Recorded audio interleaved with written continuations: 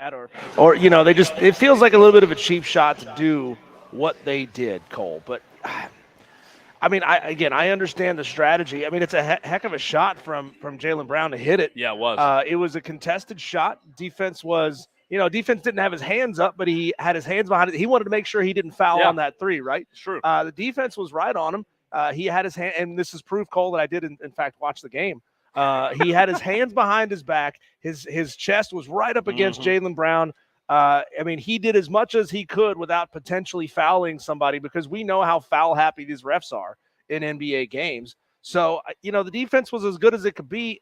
At some point, Cole, like, you just got to go out and play defense, and the game ends the way that it ends, right? You can't always strategize around every single situation, because something weird will always happen. The ball will always bounce in a funny way and not do what you expected it to do.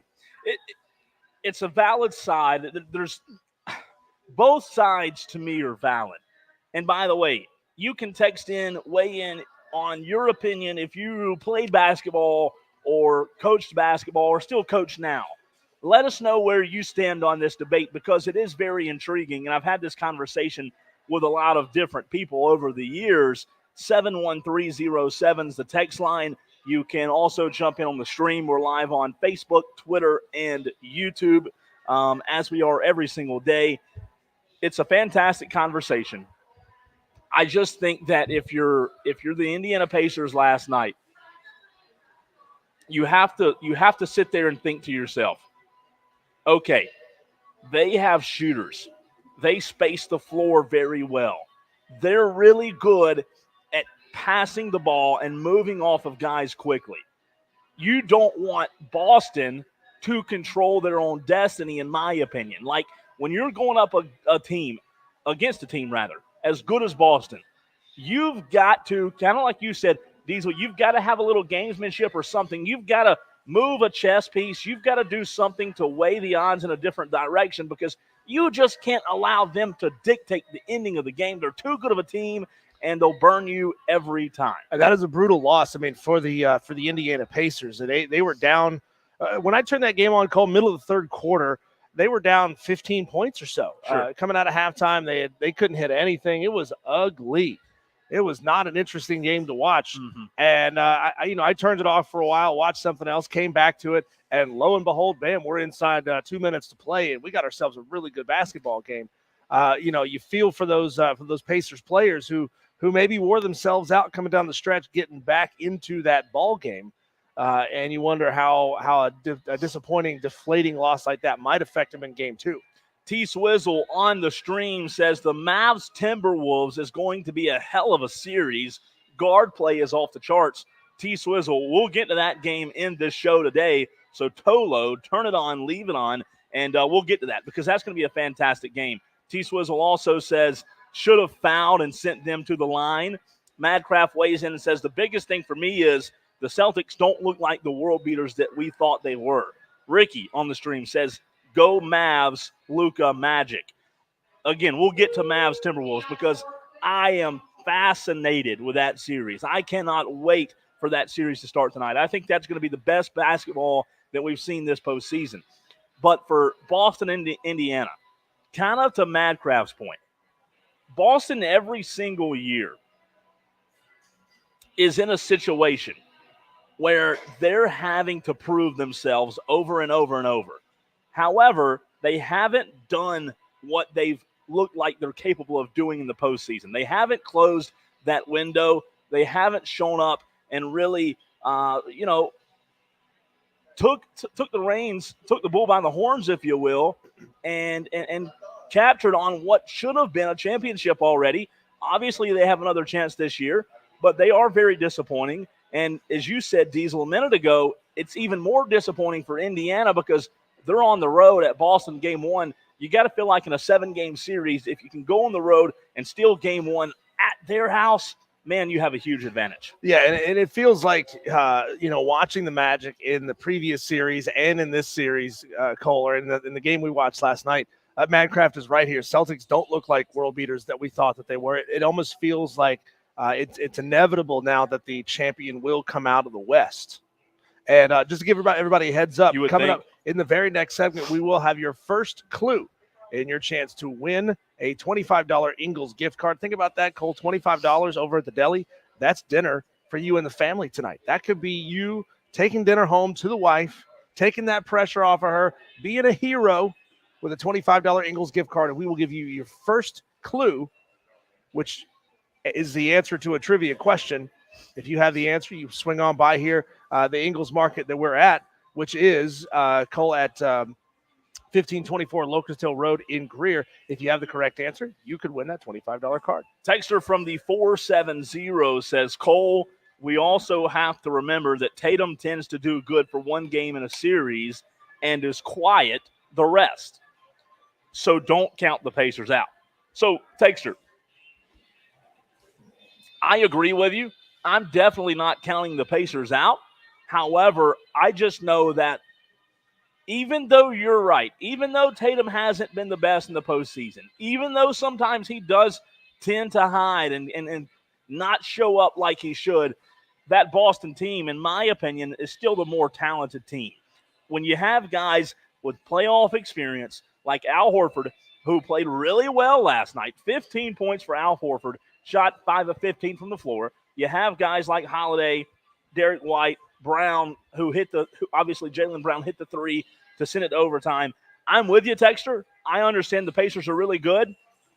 However, I just don't know if Turner and Halliburton are enough to overcome the talent that Boston has as a collective whole. They're super talented top to bottom. They have a little bit more depth, in my opinion, than Indiana does, even though last night Obi Toppin came off the bench for Indiana with 15 points. He had an incredible game.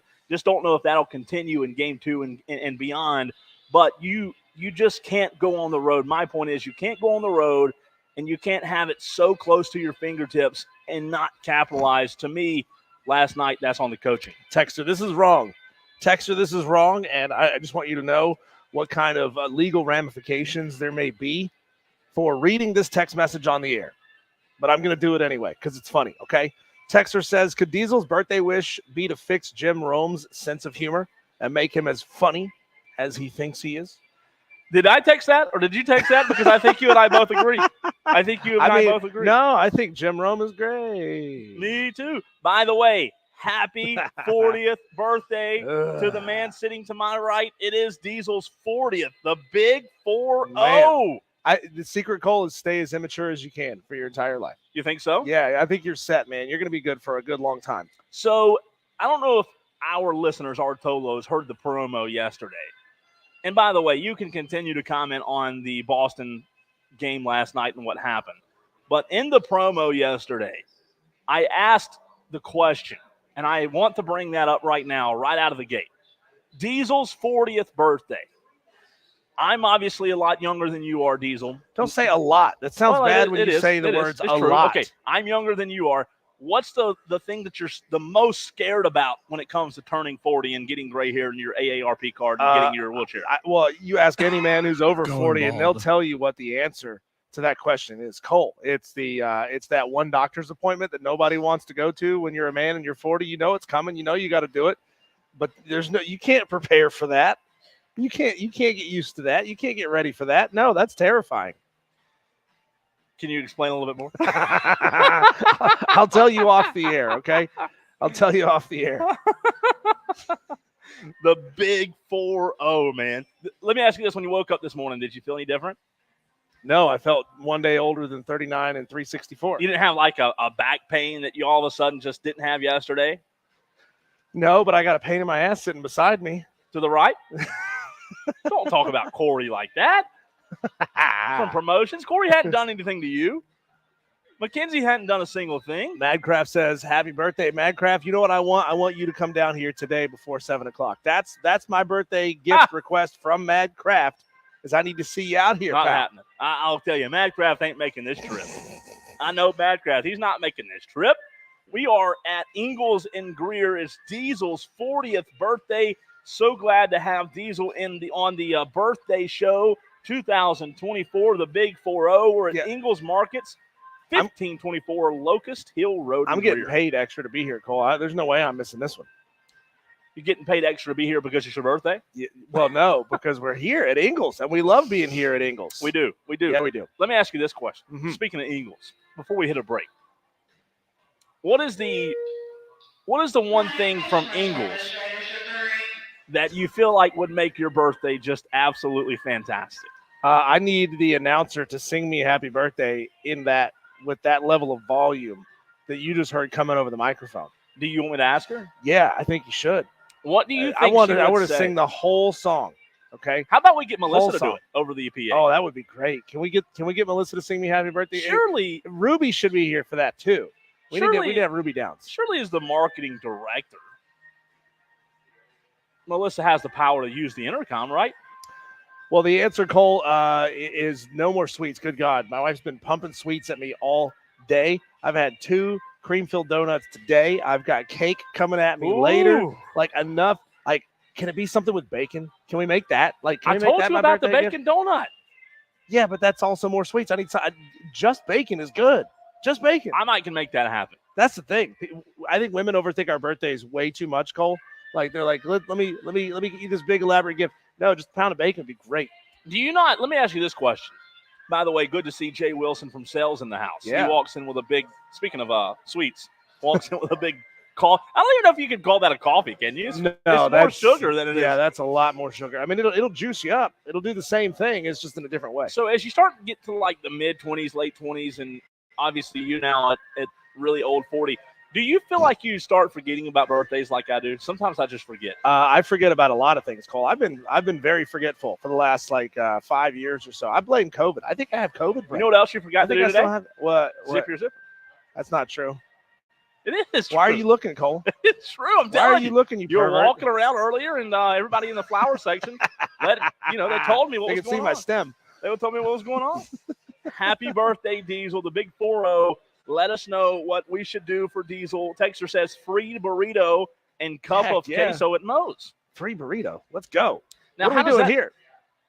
Is that true that every birthday you get a free burrito and cup of queso at Moe's? You know what? Can we find out if we can get a free $15 bucket of 50 Wendy's spicy nuggets for your birthday? Man. I should have done that. I should have did that today, man. I should have did that today on your birthday. That would have been fantastic. Well, they got nuggets here, and they're better. I can promise you that. They do.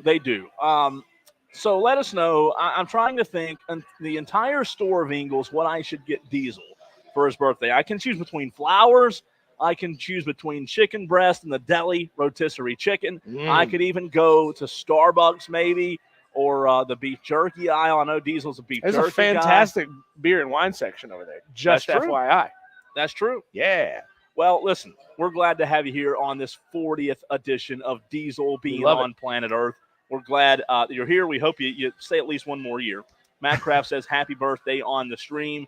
I would rather have the cup of queso without the burrito, just in my opinion, because queso, you can't go wrong with queso. But let us know. Come by Ingles. We are in Greer. And like Diesel said, coming up in the very next segment, he'll give you a clue on how you can win that Ingles gift card. It's 1524 Locust Hill Road in Greer. Want to let you know that you can text the show anytime. Phone lines open as well. It's the Renewal by Anderson of the Carolinas fan phone. Yeah. Let me see if I can do it without looking. 844 fan phone. 844-326-3663. Nailed it. Got it. Nailed the landing. Hey, a little programming note for you. Coming up at 5:20, we'll have Chris Phillips of SEC Unfiltered on to talk all things SEC baseball tournament. South Carolina, got that win yesterday against Alabama. Are they getting hot, or is it a one-off win? We'll get his opinion on that. And coming up next, Cole, this is going to make you and I look real bad, okay? You and I are going to look bad. All those Clemson fans who are toeing the line, who are saying all the things that Dabo says, just repeating them, regurgitating all the things Dabo says, they're getting one heck of a bullet in the holster. We'll tell you all about it next here on Wire to Wire, live from Ingles in Greer on the Fan Upstate.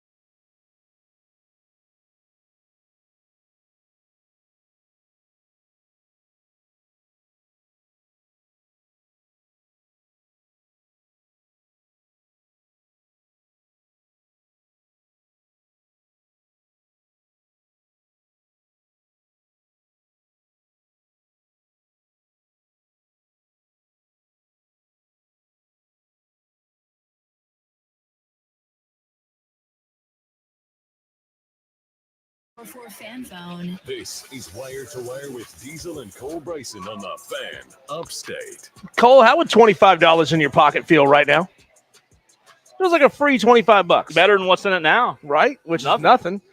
So here's your chance. Your first clue and your opportunity to win a $25 Ingles gift card. If you think you know what this product is, it's available inside of every single Ingles market. You come on by, you tell Mackenzie, you tell Corey, you tell Jay if he's still around, and you could win a $25 Ingles gift card you could use on anything in the store at all. So here we go with clue number 1.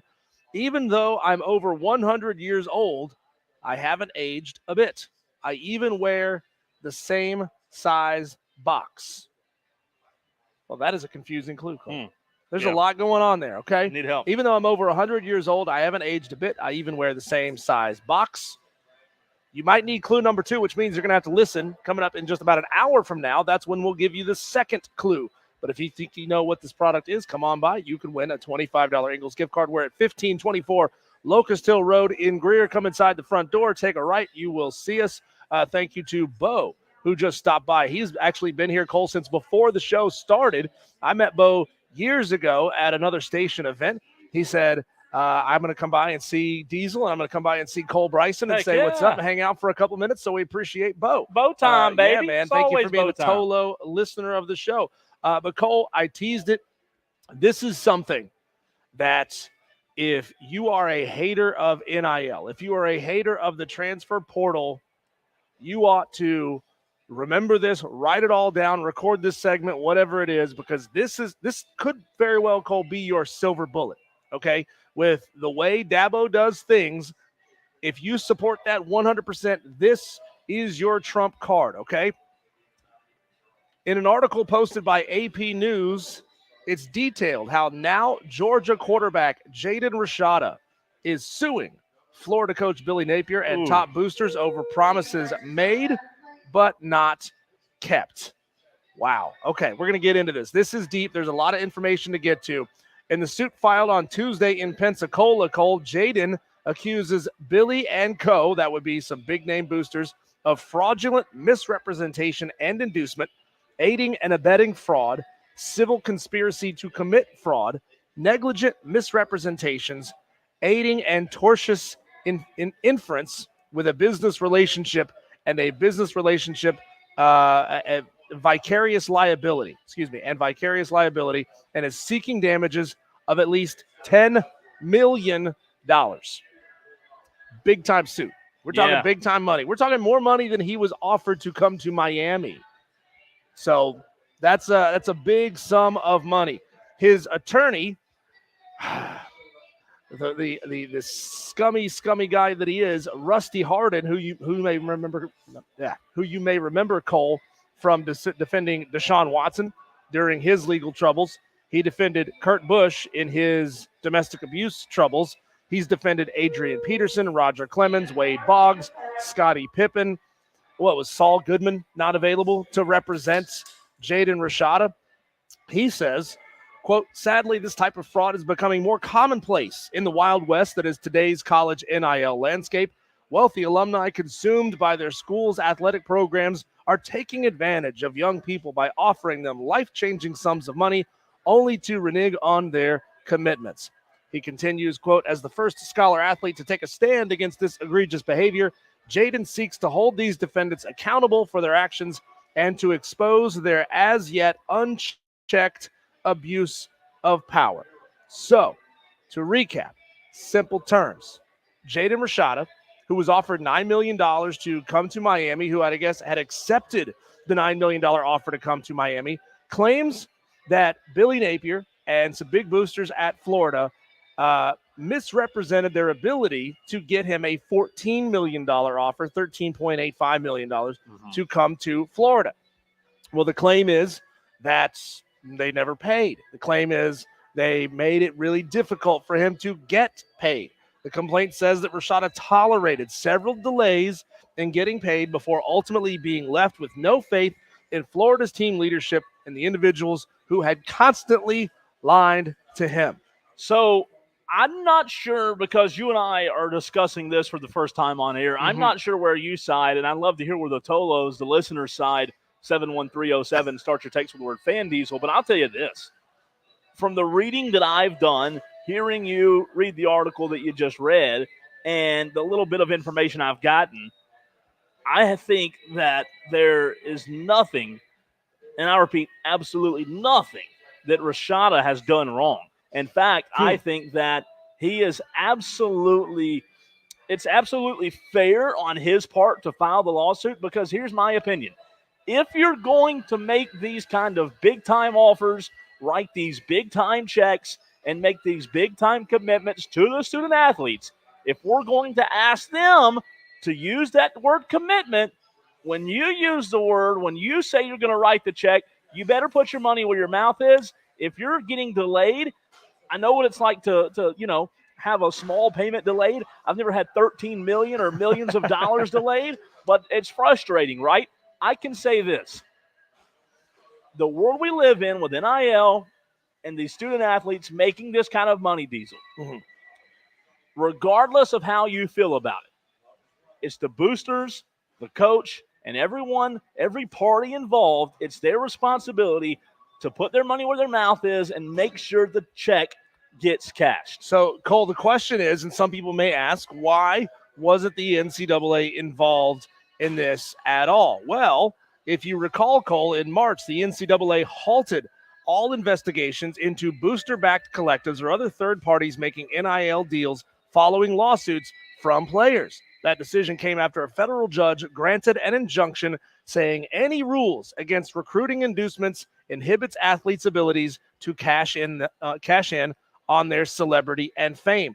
I asked the question, Cole, if there are no rules and nothing can be enforced, how can this then be enforced? Yeah. That's the situation that we're in. I mean, Jaden Rashada, I don't know. I'm not going to sit here and call him a bad dude, a bad actor, but Jaden Rashada has also bounced from school to school, offer to offer. He was originally committed to Miami for $9 million, and then Florida offered him 14, so he went to Florida, and then he didn't get his money from Florida, so he went to Arizona State. And then I don't know why he left Arizona State. I can pretty much assume why he left Arizona State. Now he's at Georgia. Cha-ching. This dude has been at or linked to 4 different schools. The dude is chasing a payday everywhere he goes, and he found Cole the scummiest lawyer he could possibly find, a dude whose client list is as dirty as the day is long. Sure. But I don't have a whole lot of sympathy for Jaden Rashada. I understand the lawsuit. I understand going after it. But at the same time, Cole, nobody here is committed to anything anymore in this sport, right? The universities aren't committed to the point where they're giving 2, 3, and 4-year deal, 4-year scholarships. So they're not committed. That they're only doing 1-year scholarships. The players aren't committed because they're bouncing from school to school to school. The NILs aren't committed to actually following through on the promises that they're making to get these guys into school. It's a big issue. You're right. There's problems everywhere. There's problems galore. However, my issue with it, Diesel, is the bargaining power in these type of agreements is totally unfair, okay? It's totally unfair when it comes to the bargaining power. What's that old saying? He who has the gold card makes the rules. Sure, and that's what happens. Yeah. It's not fair to an 18 or a 19-year-old kid who's never, I'm not saying all of them, some of them have never had this kind of life-changing money. I would argue that most of them have never tasted or gotten a sense of any kind of life-changing money when it comes to millions and millions of dollars. So my point is the bargaining power is so unequal because you have these NIL collectives who are sitting there dangling life-changing money in front of the kid. And, of course, listen, as much as we all dislike and have a distaste for the direction college football is going, you can't blame kids for chasing money. Like, we have to, at some point, understand that if they're allowed to get paid, if they're allowed to chase the paycheck, they're going to chase the paycheck, and there's nothing wrong with it. That is where, when I say I have an issue with kids talking about commitment, I want to be very clear. I don't have a problem for people like Rob Brown, who we had this discussion a few weeks ago about, Diesel. I don't have a problem with kids chasing money. We all chase money. I have a problem with saying before you chase the money, I'm committed and I'm not going to, commitment means commitment. Don't say commitment. Say right now I'm going here and, until I get offered a bigger bag, because that's what's happening. I don't have a problem chasing the money. I just have a problem with these huge NIL collectives dangling the money in front of the kids and having them change their entire life plan or college plan, if you will, based on what this guy told him he would get. Well, it's worth noting here, Cole, that the Gator Collective has since been disbanded. So that collective does not exist anymore. I would assume it has a lot to do with this situation. But you know why I love this situation, Cole? Because this is going to get ugly. This is going to get nasty. And who knows how many other student athletes feel the same way or feel that the same thing happened to them. You could have potentially dozens of other student athletes coming out and saying, we got cheated too. We were offered a whole bunch of money and we didn't get what we were promised. So this thing is going to get nasty. I mean, This could take Billy Napier down. This could seriously hurt the reputation, and who knows if any other sanctions could come towards Florida's program, Cole. But we need situations like this to happen.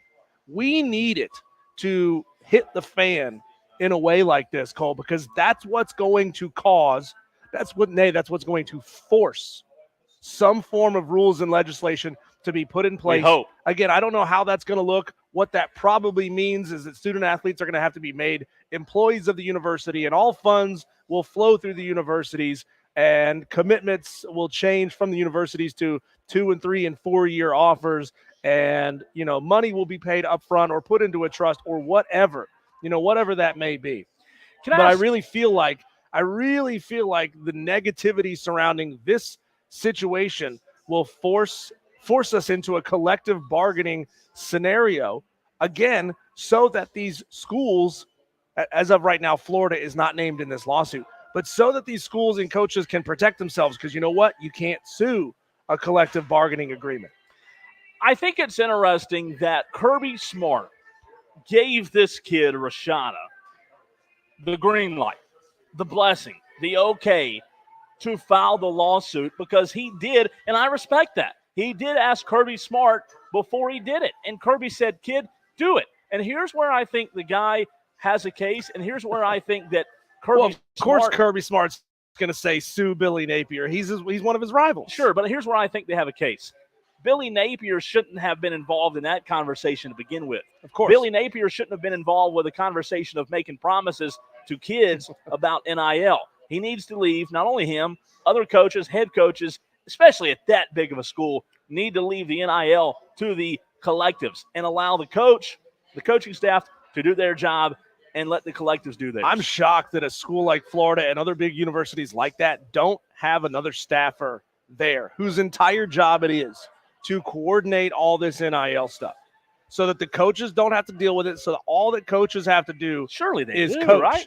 You would think. Yeah. You would think, but, head coaches, they also want to be involved, and some of these players, they are not going to commit for any amount of money until the head coach is the one offering them the money. I mean, you never know what it takes to get somebody to sign on the bottom line. But, yeah, the Clemson negativity. has several, Diesel. Clemson has several. They have an entire staff that handles that. So, yeah, to answer your question, there should have been somebody there doing that. Yeah, but, I mean, Billy Napier was directly involved. I mean, the suit alleges here, Cole, that Napier himself said, yeah, I can go to the collective.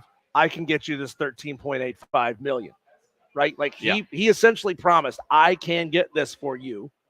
And, it doesn't appear that there was an actual contract on paper, because if a contract is on paper, then it's obviously enforceable, right? But it was not on paper. I don't know if this was some form of a gentleman's agreement. I don't know exactly how this went down, but man, Georgia has the ability to really, really stick it to Florida with this. They do, and I think the main issue for me here is, Diesel, these collectives that are making these $1 million promises, I think that they have to do a better job. And again, I'm not sure how these collective staffs are formed or what the structure looks like in a collective staff. But I'll tell you this, the collectives have to do a better job of waiting until they know for certain they have the money in their account before they go and make promises like this, because that's exactly what happened here. But look They how the made financial world works, Cole. There's never a requirement that you have the money in the bank before you can get the loan. I'm right? not saying it's a requirement. I'm just saying if they want to continue to go down this road that they're going down without somebody getting involved, whether it be the federal court, whoever it is that's going to get involved, somebody, like you said, you would think that if this continues to happen, somebody's going to get involved and this is going to get regulated. I'm just saying the NILs, I mean, how do you not – it's a terrible, terrible look to that NIL, because how can they now, Diesel, go to another student athlete and promise them the same thing?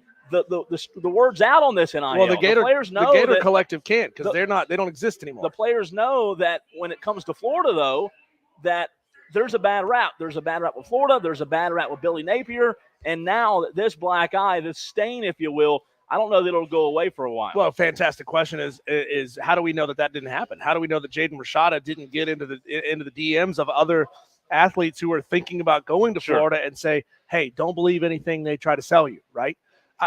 But Cole, remember when NIL was supposed to fix everything? NIL was supposed to bring all that murky, dirty, under the table stuff and bring it out into the light, right? And it's all going to be above board, and we're all going to know what everybody's making and who's paying them and why. This has just gotten dirtier and dirtier and dirtier. So, hey, that is one heck of a piece of ammo then to throw at people like Rob Brown who say, oh, I want them to make everything. Yeah.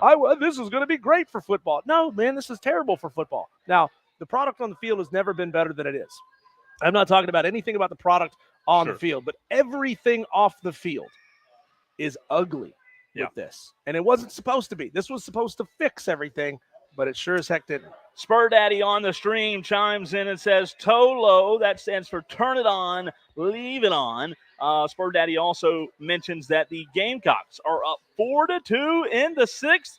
This would be a big win for South Carolina's RPI. If they can hold on, I like it. Spartanburg J says, Cole, here's an idea. Let's all handle NIL like Clemson and only pay the players for name, image, and likeness. That comes from Spartanburg J. Again, we'll keep you updated on the South Carolina Gamecocks baseball score. We'll talk about what happened last night, what's happening tonight. It's the Daily Wires on the other side. He's Diesel. I'm Cole Bryson, and this is the Fan Upstate.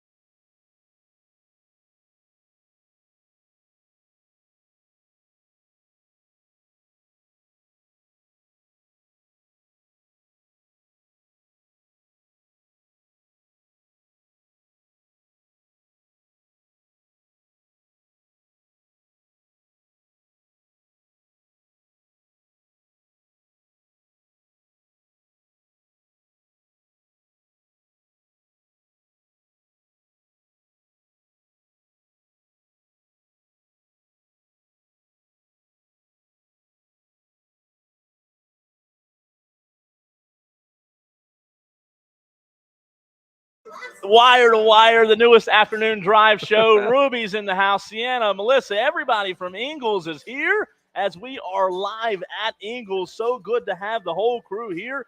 It is 1524 Locust Hill Road in the big city of Greer, South Carolina. You know how the locals pronounce it, Diesel? Grr. Grr. I had Melissa when she just walked in. She saw me with my glasses on for the first time. She said, "You look intellectual." Well, that's You look good, Cole, because I was called a dumbass twice yesterday. So By me? no, not by you. You wouldn't. You Your called me wife? far worse things than that. Was it your wife? I won't tell you who said it. I won't tell you who said it. We're so glad to be here at Ingalls. If you want to, swing on by. We'll have another clue for you in the very next hour on how you can win a $25 Ingalls gift card. That'll be enough for dinner tonight. We'll tell you the next clue coming up in the very next hour. All right. Some daily wires, Diesel. Yeah. We No, got a lot going on. No. Daily wires. I forgot. See, I'm getting old, man. I'm getting You senile. I turned forget. 40. You asked me if I was forgetful. Yes, I am. You turned 40 and gone. Yeah. Dyslexia has kicked in. So, bad news. The Atlanta Braves lost again. Oh, no. Yeah, on Tuesday night. So, Cubs got them. Score 4-3. Went to extra innings. The Cubs just right now took advantage of the Braves. Just not really. There's not really a piece of this Braves team that feels like it's like, you know how when you look at a team, you say, okay, what are the strengths? What I'm saying is it doesn't really look like right now the Braves have many strengths, consistent strengths, No, if you will. the pitching isn't bailing them out. I mean, the offense certainly isn't really hitting on all cylinders right now. I mean, I don't know about last night's game because I don't have the stats up in front of me, but in the previous game, which was Game 4 against the Padres, you know, Ozuna, Acuna, and Olsen both were hitting the ball really, really well. Yeah. Obviously, you can't win too many ball games when only two of your white hot lineup are hitting the ball well, but the pitching is not bailing them out. The pitching right now is a big liability for the Atlanta Braves. But again, they got a lot of time to get it figured out. If they're still in this position, Cole, come game 80 of the season, where the offense is just still not clicking by that point, which I don't believe that we will be, then it's time to get nervous if you're a Braves fan. Offense. What is that? Last night, That's Braves, the thing when you try to get people around to the fourth base. 5 hits last night. Oh. Acuna was 0 for 4. Albies was 0 for 4. Ozuna 1 of 4. Matt Olson 0 for 5. Darno 0 for 4. Michael Harris 1 for 5. Orlando Arcia was the only one that showed up last night, 2 of 4. He did score a run. He's batting .247 right now. Zach Short 0 for 2. Duval 0 for. I mean, that's a common trend there. 0 for 0 for over. Right now, Ozuna has the highest batting average on the team at .325. Other than that, Diesel, the next highest batting average is he the only guy over 300? He is the only guy over 300, which, again, is we talked about the other day. You don't expect everybody to be over 300, but you do want, like, guys close to 300, right? Hitting close to the 300 line. Yeah, However, I mean, you want a majority of your lineup hitting in that 280s, 290s, up to about 3. I mean, obviously you want them to hit on higher than that, but you minimum want your best hitters hitting in that 280 mark. And that's, 1 out of 4, you're getting on base with some more walks as well. Matt Olson, .223 batting average right now. So Matt Olson obviously still in a little bit of a slump. He's starting to get a little bit better. We'll see. The Boston Celtics had a pause for the announcement. I thought they might be singing happy birthday to Diesel. Oh. The Boston Celtics defeated the Pacers in overtime yesterday in the game 1 of the Eastern Conference Finals. It was 133-128. Justin Fields, Diesel, you put this one here, told an interviewer that he didn't come to Pittsburgh to be a backup. What does that mean? That means he plans on knocking Russell Wilson out of that starting position at some point this year. Wow. Man, we got a really weird quarterback battle going on in Pittsburgh. I mean, do we expect really that Russell Wilson is the long-term solution in Pittsburgh? No. Probably not. I mean, I would be shocked if he was there for a second season in Pittsburgh. But who knows? I mean, if he balls out this year, if we see Russell Wilson circa 5, 6, 7 years ago, Sure. then Pittsburgh might not be able to trade him. It just depends on what the financials are for his contract. And, it was such a weird thing to trade for both of those guys in an offseason. Both of those guys expect to play. They do expect to play. If you could get one of them to be happy with the fact that they're a backup, I think it'd be a really good situation. However, I don't know that that's going to be possible. The No. NHL conference championships are set. The Panthers and Rangers tonight at 8. Oilers Stars tomorrow at 8:30. Why did I pick the wrong Dallas team to pull for? Like, the Cowboys haven't made a Super Bowl in 27 years. You can do it, Cole. You just have to change. You just have to do it. You have to rip that Band-Aid off. I mean, Cole, full well that the Cowboys are never getting any better, right? Or do you have this belief, Cole? Do you have this belief that the moment you quit being a Dallas fan, they win it all? They win it all, for sure. And then you were saying, I wasn't there for it. 100%. So, look, the Stars are really good year in and year out, obviously in the conference finals. The Mavericks, very good conference finals this year. The Texas Rangers, what'd they do? I don't know. They only won the World freaking Series last year. I picked the wrong Dallas team. I really did. Fever. Would you trade the three of those for Dallas? No. For the Cowboys? No. You wouldn't accept your fandom of those three Dallas? Oh, man. No, I'm not. I'm telling you, I have an issue, okay? You don't have to point it out. It's a sickness. It's not an issue. It's a sickness. Okay, it's a fair disease, point. Fair point. You should go to a doctor for that. The Indiana Fever, this is concerning, are 0-4. What's going on with Caitlin Clark? I mean, she's averaging 17 a game, which is good enough, right? But yeah. I mean, we expected this to happen, though, right? I mean, there's a lot of skilled ladies playing in the WNBA, and they are victimizing Caitlin Clark night in and night out. We've all seen the highlights. You've seen the videos showing up on Twitter of her getting juked out of her shoes. Yeah. I mean, it's happening. Turning the ball over, too, man. I don't know what the issue was that. Yeah. But they are turning the ball over. She's turning the ball over at a pace that's not good. 10 turnovers the night before last. That's not going to get it done in the WNBA. The great news, Cole, though, is that they play the 1-3 Storm tonight. So they're playing a bad basketball team. They have an opportunity to get on the right side of this thing. And let's not forget, Cole, that the Fever are a bad basketball team. They drafted number 1 because they were not good last year. So I don't know what everybody was expecting, this like magic bullet for Caitlin Clark to come in and just ball out and score 30 points a game like she did at Iowa. She had everything around her that she needed at Iowa that she doesn't have there at the Indiana Fever. It's going to take time. Last Daily Wire for the day, the Coca-Cola 600 in Charlotte this Sunday. I got bad news for you. If you were planning on going, you cannot. It is sold out. Everyone wants to see what's going to happen with Ricky and Kyle Busch. Well, Ricky got fined an outrageous amount. We'll get into that later. But the Coca-Cola 600 sold out in Charlotte. That is awesome for NASCAR. We'll talk about that a little bit later in the show. Diesel. Yep, and Cole, when we come back, don't look now, but the South Carolina Gamecocks could be getting hot at the right time. We're going to go into that game, get you caught up on some of the scores in the SEC, ACC, and Sun Belt baseball tournaments. That's all coming up next here on Wire to Wire.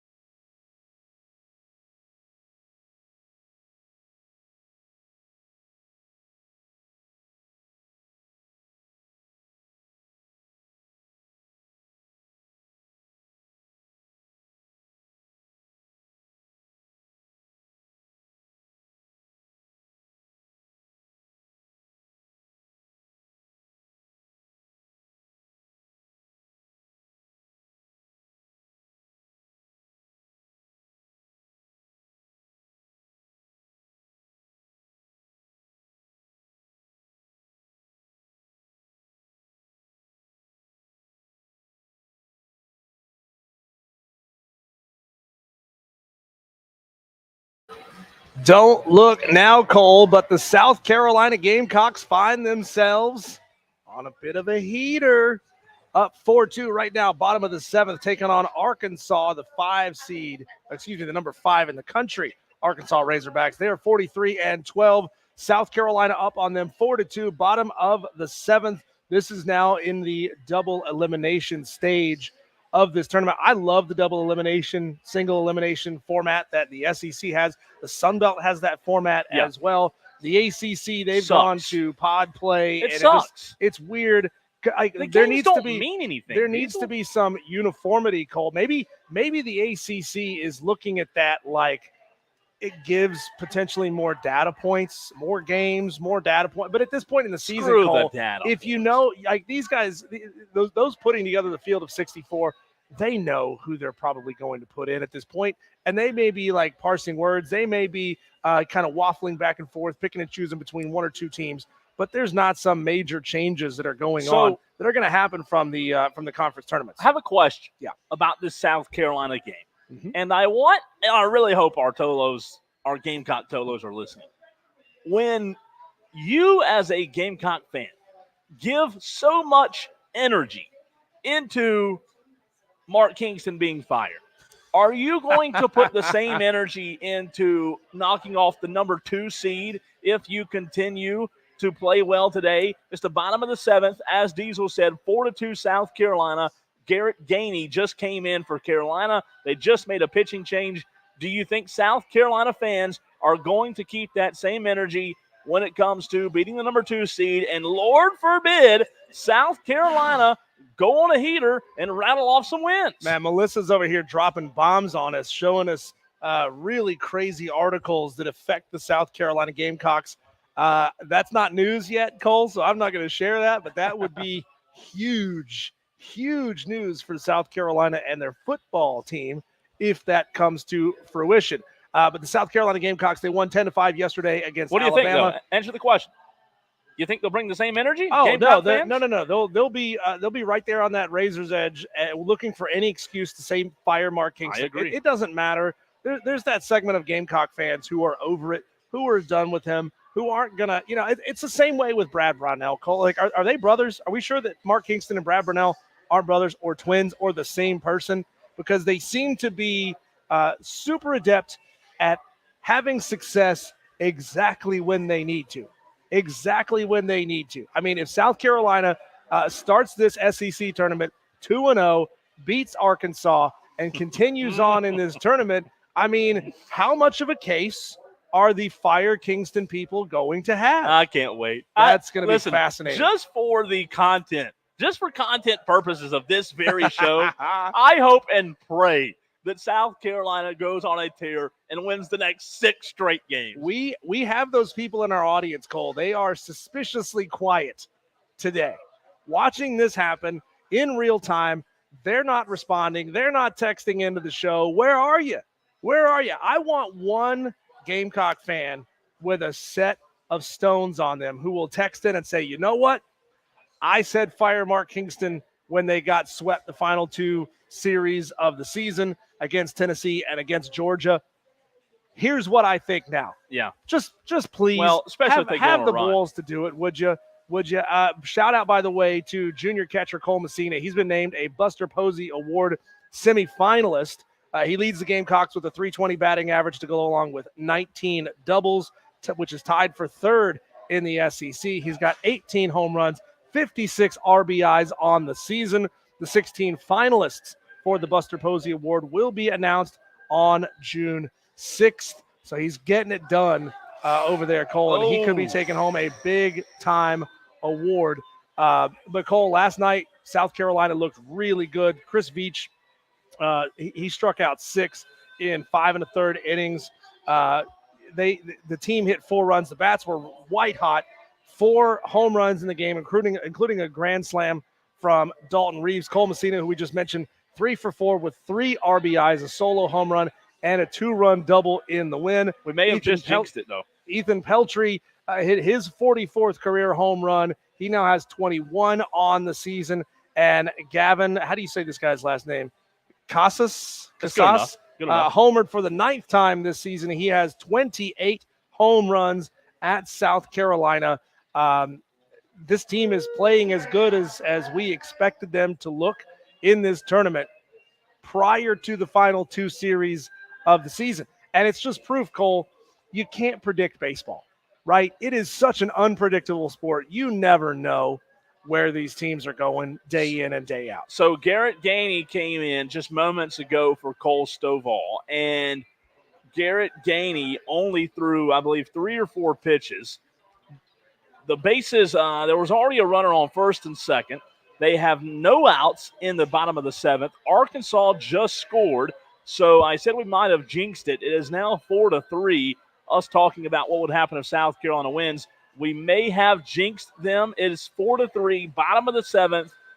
New pitcher in, Garrett Gainey. Stovall got into a little bit of trouble for the Gamecocks, but this is a tall task now to come in as a reliever and try to get out of this inning with no outs on the board. 0. And we'll get you caught up, Cole, here in just a second on the live scores. But those of you who missed it yesterday, we got some scores to catch you up on. Number 11, Miami 8. Number 7, Louisville 5. Florida State beat Georgia Tech 12-9. Duke beat Virginia Tech 11-8 in the SEC. LSU 9, Georgia 1. They're going home. South Carolina 10, Alabama 5. They're going home. Vanderbilt 6, Florida 3. Mississippi State over Ole Miss 2-1. And Cole, looking over to the Sun Belt side of things, they have a single elimination tournament in the first round as well. Coastal Carolina advances past Georgia State 5-1, and Old Dominion beat South Alabama 3-2. So that game yesterday for LSU and Georgia, LSU beating Georgia the way they did 9-1 is incredibly fascinating to me because Georgia, in my opinion, was the hottest team in the country at the time. And, we saw what they did to South Carolina a few weeks ago. Georgia played really well. You come in the SEC tournament and you just get mollywopped by LSU 9-1. That's what provides the excitement of postseason college baseball because, like you said, Diesel, you truly can't predict what's going to happen when you get to the postseason. It's already started in the SEC tournament, and once we get to the regionals, I think this thing's going to be a lot of fun. And to get you caught up again on those scores that are happening earlier today and right now, LSU beat Kentucky 11-0, run ruled them in 8. Virginia beat Georgia Tech 13-0, run ruled them in 7. There's a lot of games going on that you guys probably don't care about. This one hurt, Cole. I was watching it. Troy beat App State 6-5. Let's see what else has happened in these conferences. Not a ton. Those are the games that have gone final to this point already today. Games that are happening live. Again, you said it. Arkansas has just scored to bring it to a 4-3 Gamecock lead. TCU is down on Oklahoma 4-0. So Oklahoma's leading that game 4-0. Wake Forest has a 5-1 lead over Pitt. Fascinating. And guess what? Just like that, we have a tie game in Hoover. Oh. It's 4-4. There is one out. South Carolina now in a little bit of trouble. 4-4. Gainey's still on the mound for the Gamecocks. And they had a 4-2 lead. Let's see if South Carolina can continue to hang on. But Arkansas is battling back as you would expect them to do. They're a really good team. You knew that they were going to continue to battle. I would say, Diesel, quick point about baseball, especially college baseball. I've always felt like, as someone who likes to put a little cheese on games, I've always felt as if college baseball is baseball in general is super hard to bet on, super hard to predict, because you just don't know what's going to happen night in and night out based on the pitchers. I say when it comes to college baseball, it's even more difficult to predict. However, one thing that I have learned is you can always expect the over. I don't want to say always. A lot of times you can expect the over to hit in college baseball a lot more than you do in the MLB. Those bats in college provide hits. They provide runs. It seems like every college game, Diesel, I know this isn't true, it seems like there's at least 10 runs scored every college game. Yeah, I mean it's a fascinating game. I think it's more entertaining. Personally, it's more entertaining than watching Major League Baseball. I'd rather watch college baseball game than a Major League. I would the too. production value is different. The production value is 99% of the time weaker in college baseball.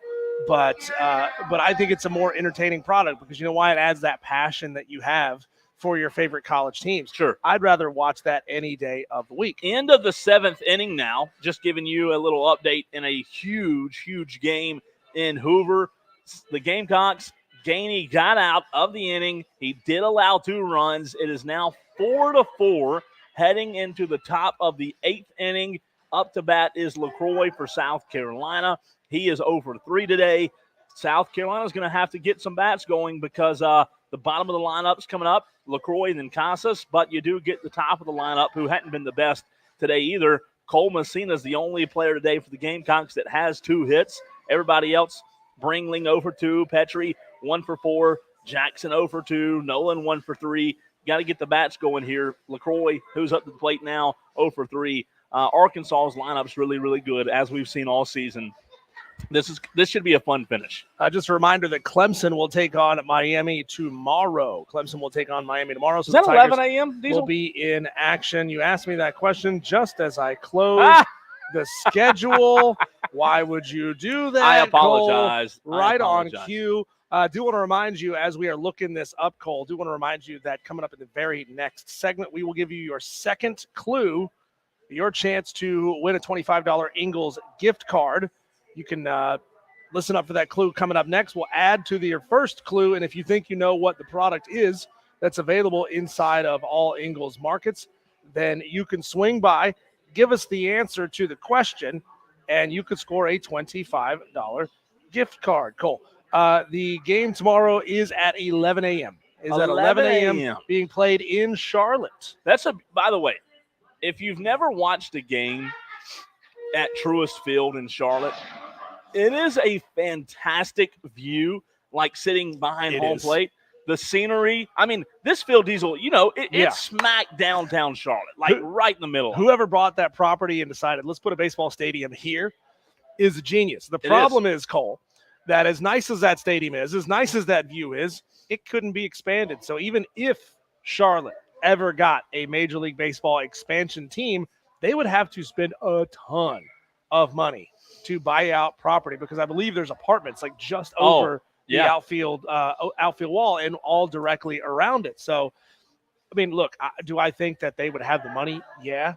But like, you know how these teams are building these stadiums now. They're not building them in the crappy part of town. Look at Atlanta. They're wanting to build a battery like what the Atlanta Braves have, and they're going to want people to come in hours before the game, spend a bunch of money, go into the game, spend a bunch of money, walk out of the game, spend a bunch of money, all at businesses that I'm guessing the team probably gets a tiny little piece of that. Well, by allowing them to operate right there inside their own battery. And Fluor Field is sits right downtown Greenville, right, with plenty of options to eat and shop around.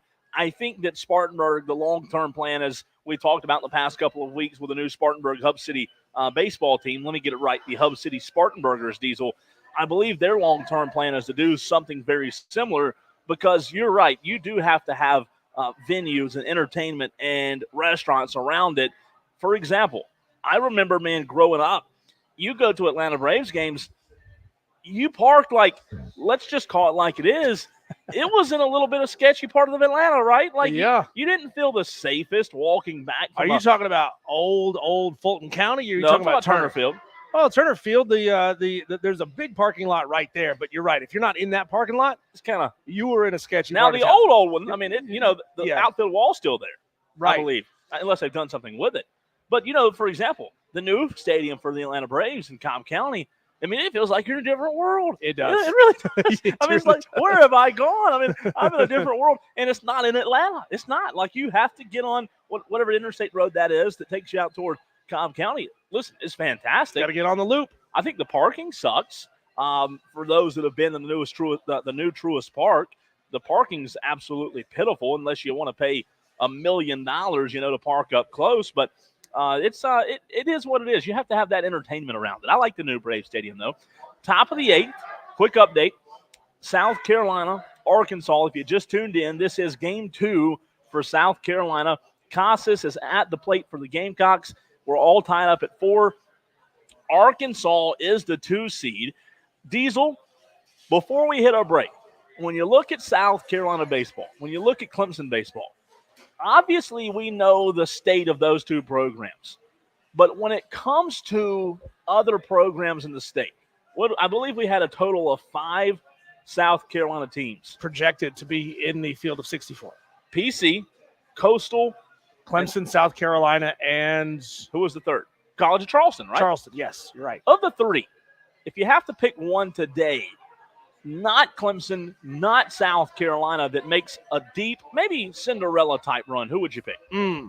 So I don't know enough about PC and Charleston. I wouldn't predict that it's Coastal Carolina. Obviously, they started out really hot. They were ranked inside the top 15, 20 for a good chunk of the early part of the season.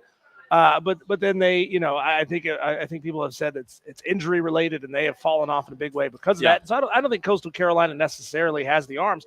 But hey, you cannot say that Charleston and PC don't have a chance, because Coastal Carolina won it all. They did, while playing in the Big South. And speaking of Coastal Carolina, Diesel, it's going to be a lot different after this season when Coastal Carolina coach Gary Gilmore hangs it up. As we all know, this is his final season at Coastal. As you mentioned, he won a national championship there. Something that, let's be honest, I don't know that anybody ever thought Coastal could win a national championship, right? That's why you love baseball, because it's so unpredictable. So Coastal baseball, for as cool as a story as it was, will definitely be a lot different after Gary Gilmore leaves. I am fascinated by that, Diesel, though, like in terms of they did win a national championship not too terribly long ago. Is that looked at as a destination job? I think it for some people, maybe. For some people, maybe. I think they'll get I think they'll get a quality coach. I really do. I mean, I don't know a ton about the facilities that they've got at Coastal Carolina. I can't imagine that they are rolling in money. Yeah. So there may be other jobs that are just more attractive. A bottom of the SEC kind of job. Sure. A bottom of the ACC kind of job probably would be a more attractive job. I mean, hey, look at what Coach Pollard did at Duke. Duke was awful before they got Pollard. I'm still bitter about that because he was at App State and he had them winning a lot of baseball games, and then Duke hired him away. And he has resurrected Duke baseball, and now they're an elite baseball program. So it's proof, Cole, that you can bring a program up from the bottom for sure fairly quickly in the ACC. So you don't necessarily need to go to a Sun Belt team as good as a history as Coastal has, as Southern Miss has, as Troy and Arkansas have. You don't necessarily need to make that your stop. You can bring a bottom-of-the-barrel SEC program up or an ACC program up quickly. I think for some people, it is a destination job. Like, what's interesting is like a Chad Holbrook, for example, right, who was at South Carolina, got fired, now at Charleston. And Coastal Carolina, with them having success in recent years, even though they're down this year, still a really quality baseball program year in and year out. I do think some coaches would look at that as I don't want to say like a final destination, but a very good landing spot. How about Mark Kingston to Coastal Carolina? How about it? Diesel, don't do that. I mean, if he ends up getting the axe at South Carolina, oh man, and look, we talked about it earlier. It's getting harder and harder for South Carolina fans to justify the fire Mark Kingston talk. I mean, he's taking you on such a ride, but I promise you, South Carolina's athletic director doesn't think the same way as you. He is so much more of a coach's guy, right? Yeah. So, going on a run in Hoover, even if South Carolina loses today and loses tomorrow, that, just the fact that they advanced to the double elimination stage of the tournament means that, man, Ray Tanner is going to have fewer and fewer reasons to get rid of the guy. Texter says Turner Field is in the hood. Majority of the show, first 48, is filmed there. That is on the text line 71307. Another texter says Coastal Carolina entered this season without 3 to 4 pitchers who were going to be counted on.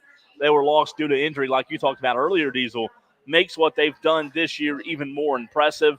Definitely hurts when you lose, 3 to 4 guys who are expected to be starters. I could see Coastal Carolina being a destination job, Cole. And you look over here, you can cheat off my paper for a second. Looking at Brooks Stadium there in Conway, I mean, it's nice. It's not elite by any stretch of the word, but Cole, I mean, you look at the landscape of college baseball and just how much power there is in the Southeast. I mean, if you're an up and coming Eric Bakich, do you take a job at a place like Michigan where you know that you're going to be dealing with the weather and you're going to be dealing with not a ton of history, or do you take a job at Coastal and put yourself smack in the middle of Horry County of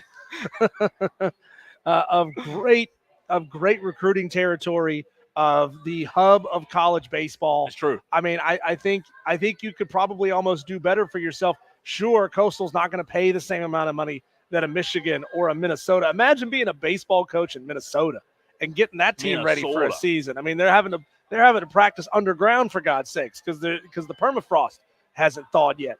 So I think Coastal, is a fairly attractive job. I think it all just depends on that almighty dollar and whether the coaches are chasing that dollar or they're hedging their bets and saying, you know what, I want to be in the hub of college baseball.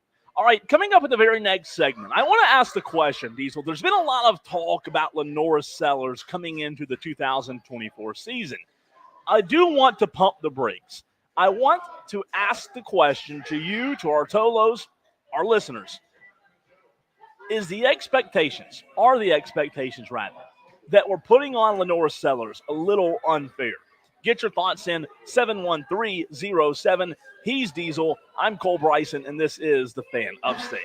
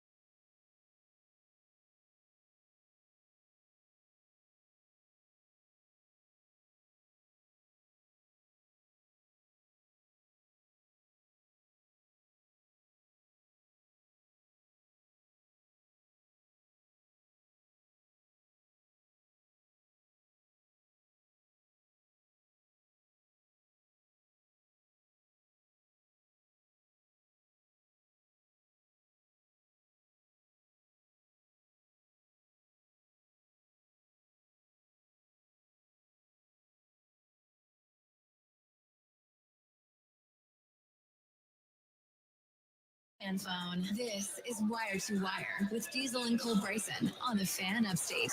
So many ways to get in touch with the show. On the stream, Trey says, what's going on with the pitcher from Burns that won the College World Series with Coastal Carolina? Well, Trey, give me a little more context so I can know who it is that you're talking about. He's Diesel. I'm Cole Bryson. This is Wire to Wire, the newest afternoon drive show on your radio dial. Diesel, it's time for clue number 2. That it is your chance to win a $25 Ingles gift card. Think about that. Guys, that is your chance to come home a hero with $25 worth of food from the Ingles Deli. They have a fantastic deli. They have cakes, they have cookies, they have all kinds of stuff here that you could come home with on us if you think you know the answer to this trivia question, okay? I've given you one clue. I'll give it to you again, and I'll give you the second clue. Combine them, and if you think you know what product I'm talking about that is available inside every single Ingles market, you could come on in here, whisper the clue to one of our promotions reps, and win a $25 gift card. So clue number 1, even though I'm over 100 years old, I haven't aged a bit. I even wear the same sized box. Clue number 2, I am a conformist. Simply shape me as you like. Cube me, mold me, or just for fun, put me in a cookie cutter. That one might give it away. Rob Brown? That's mean. Gosh. That's rude, but it's true. Rob and I and us on this show, we got to take shots at each other. Which part is about Rob, Cole? The conformist part? No, I don't know what you're The talking cookie cutter part? about. All right, on to the next time. If you think you know what those two clues combine for, Gosh. come on in here, whisper it to Mackenzie, whisper it to our other promotions rep, Corey, and you could win a $25 Ingles gift card. I like it, though. I like the clue. I still don't – I do know, obviously, because I saw the answer earlier when the email came through, but those are tough clues. If you think if you know the answer and you hear that clue, you're like, oh, that's the dead giveaway. But it might not be. Let's see. It might not be. I just had a text from a friend of mine text in a guess, and nope. Good guess, though. Good guess, though, Tom. Who are listening, don't message it in on the stream because then everybody can see it. Text it to us at 71307. Start your text with keyword fan, and let's see if you know the answer to the question. It is tough. I like the clues they do give us, though. All right, Diesel, I want to ask the question, and I teased this coming into the very last break. There's been a lot of talk this offseason about Lenore's Sellers, and obviously we've talked about them after the spring game. We've seen a little bit more of them, even though it's a spring game, so you have to take it for what it's worth, right? I saw him there at Williams-Brice that night. Did look good. Does look like he can be a threat with his legs. I just asked the question, though, Diesel, to you and to our audience. Is it unfair to put the level of expectations that some Gamecock fans are putting on Lenoris at this point in the offseason? Because the reason I asked this question is, Diesel, last year and the year before, we saw South Carolina with a really good quarterback. Spencer Rattler was one of the best quarterbacks at times in the SEC. So it's not like South Carolina just hasn't had a quarterback, right? They haven't had an offensive line. They have had other issues. They haven't been able to run the football. A lot of things go into quarterback play, as we've seen with Bryce Young. I want to know, though, Diesel, and I love to ask Shane Beamer this question, too, because I would just want to know his honest response. Do you feel like maybe we're putting too much of an expectation on Lenoris? Yeah, we are, but that is not going to stop anybody. I mean, that's what college football fans do, right? They place super high expectations on somebody way above what they, rightfully probably should have. And then they say, well, if you fail to reach my extremely high expectations, you suck. You're a bum. Get you out of here. You shouldn't be wearing our uniform. Go somewhere else. You bum. But, I mean, again, that's not going to stop South Carolina. But look at Cole. We had somebody text in yesterday when we were listing off or predicting our top 5 quarterbacks in the SEC this year. Mm-hmm. And we had a texter say, don't sleep on Lenoris Sellers. Really, dude? You're putting that kind of top 5 in the SEC. Well, on a first year starter. Come on, that is extremely high for a guy who last year threw for 86 yards and 2 touchdowns. he didn't play. Well, right, exactly. He didn't play much. I understand that, but you've only seen him a wee tiny little bit. So to put don't sleep on this guy when we're talking about top 5 in the league. I think that's putting a lot of pressure on him. It is, and I think that South Carolina Gamecock fans are a very interesting fan base when it comes to this conversation. And I don't mean that in a bad way. I promise I don't. But what I mean, Diesel, is South Carolina football fans have not tasted the success that Clemson has. South Carolina fans want to be able to taste success so bad they can't stand it. So I think that anytime they have like a little glimpse, a little bit of hope, they cling to it and they're going to ride it until it can't be ridden anymore, right? And I think it's the same case with when Spencer Rattler flipped or committed to South Carolina just a couple of years ago, and now with Lenore Sellers showing great promise. I don't think it's their fault. I don't think it's South Carolina fans' fault. You do have to remember, like you said, Diesel, he's a first-year starter, right? Make sure the expectations are realistic and fair. But to be fair, they haven't had that level of success, so they're just hoping and praying that this is the guy. Yeah, Cole, for a live drop-in here for the South Carolina-Arkansas game, Cole Messina just homered to center field. Okay. Jackson scored alongside him. There was a runner on base. 6-4 lead for the South Carolina Gamecocks in the top of the 9th. 1 out. So there's still a chance that South Carolina can tack on an insurance run. Top, man, having a 2-run lead in the top of the 9th. Again, you got to take that with a grain of salt here because Arkansas put up some runs in the 7th. They put up 2 in the 7th, so they can certainly score, and the meat of that lineup should be coming back around for the Razorbacks. So we'll just have to wait and see. Cole Messina, man. Yep, and Nolan just, Tippett just walked, so the South Carolina Gamecocks have a runner on first. But back to the Lenore Sellers conversation, Cole. I mean, we need to establish some baseline expectations for Lenore Sellers at South Carolina. And I would look at it, Cole. I mean, you still have to consider he's not playing behind the best offensive line. He doesn't have the best running back room to work with. But I think it's better, right? I think it's better. I mean, certainly it hurts when you lose a guy like Xavier Legette going off to the NFL. I mean, I think maybe you have one less star in your room. I mean, those stars will emerge over the course of the season, right? But as of right now, you don't have that star in your receiving room. And so you gotta sort of, you gotta look at what did Spencer Rattler do last year, and let's probably subtract about 20% from that and say that is our expectation. That is a high ceiling expectation for Lenore Sellers this year. Here's what I caution fans, and this is not a bad thing, Diesel, but I'll say this. I caution South Carolina fans in the sense of allowing guys like Xavier Legette to change your opinion on what Lenore Sellers can do. What I mean is, yes, Xavier Legette's now in the NFL, right? He's now in Charlotte. However, even though, again, this is just a friendly reminder to all sports fans, not just South Carolina fans, Diesel, but even though your guy went pro, even though the best receiver on your team's not there, even though the wide receiver room may be more mid, I do not think when it comes to football, I don't think it's always about the stars. I think this year you could see South Carolina with a better offensive line, Marquis Anderson healthy, local Dorman kid, obviously got hurt last year, a big blow for their offensive line.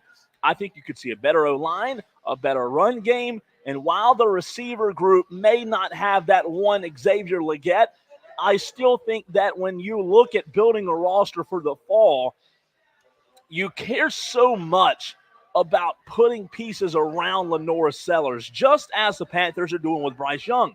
My point is, even though you don't have that guy, that standout guy, I think South Carolina can still be a better football team offensively and more efficient because they do have pieces that can make them better in terms of offensive line, being able to run the football. In my opinion, I've always said it, in the SEC, it all starts up front, and you better be able to run the freaking football in the SEC. Tippett walked. Reeves singled through the left side, so Tippett has advanced to third. South Carolina Gamecocks with one out have runners on the corners. LaCroix is up to bat as well. As a matter of fact, that just changed. LaCroix popped out to the second baseman. So down to 2 outs. South Carolina runners on the corners with a 6-4 lead in the top of the ninth against Arkansas. Cole, I want to look at some numbers here and see if we can establish some form of statistical benchmarks that we would love to see Lenora Sellers reach in his first full year at South Carolina. I mean, I'm looking back now, Cole, at Spencer Rattler's numbers, and it's not exactly a fair comparison because Spencer Rattler was a more mature player by the time he got to South Carolina. He had already had 3 seasons playing college football. But I look at Spencer's first year at Oklahoma, and granted, he was a 5-star guy. He was a highly touted guy. So, Spencer was putting up 3,000 yards in his passing in his first season at Oklahoma. So, I mean, I think not a too far stretch of a number to say is, 2250. 2250 because Lenora Sellers is a little bit more of a runner than Spencer Rattler was. Take care of the football. Just don't fumble the ball away. Just don't put the ball into situations that Spencer Rattler did. 19-8 last year, touchdowns to interceptions, 18-12 in 2022. Spencer Rattler threw a lot of picks while at South Carolina. He threw 20 interceptions while at South Carolina. So if Lenora Sellers can just take care of the ball, make good decisions, get that interception number, keep it in the single digits next year, and trust the players around him. Don't try to do too much. I think he could have himself a really good season, passing for about 2,000 yards, running for, 600-700. And that's my point, right? Like, my point is, while Spencer Rattler was a really, really impressive quarterback, Spencer Rattler didn't have guys that could bail him out. I do think that with Lenora Sellers being able to extend plays, Diesel, I said it after the spring game, and I'm going to say it until I'm proven wrong. This season, 2024, I believe South Carolina will be at their best when they roll Lenora Sellers out. When he rolls out and has time to throw, and if he can't find a receiver, he can take off. It does several things. Number one, it covers up some deficiencies on the offensive line when you roll a guy out. It also gives your young receivers time to get open, and it also gives the quarterback an option. If he does want to take off and run, he can take off and run. I think that you'll see him at his best when he does that. And to finish my point, Diesel, if South Carolina's offensive coordinator and their offensive game plan can be effective and build around what makes him most comfortable, like you said, not putting him in tough spots like Rattler was in a lot of times, let's be honest, I think you could look at it and not say, Lenora Sellers better than Spencer Rattler, but Lenora Sellers has a little bit better of an offensive unit around him. Well, perhaps, Cole, has anybody asked Shane Beamer if he's thought of this? Maybe they should run Napier. It's designed for teams that don't have a great offensive line. Yeah. Well, that is South Carolina in a nutshell. A little update for you. South Carolina and Arkansas has gone to the middle of the ninth. South Carolina has a 2-run lead going into the bottom of the ninth in the double elimination portion of this tournament. So beating Arkansas, fantastic for the Gamecocks today, but will not eliminate the Razorbacks. We'll see what happens over the next 3 outs. Can they rally? And can the South Carolina Gamecocks hold on, Cole? That's going to be fascinating to watch. When we come back, Cole, I think we as a species are in trouble. I'm going to say it right now, Cole. I'm going to share something with you, Cole, that if you haven't read this far down on the rundown, Tyler, it's going to make you say, oh my God, we're doomed. That's coming up next here on Wire to Wire, 97.7 FM in Greenville, 97.1 FM in Spartanburg. We are live here today in Greer on the Fan Upstate.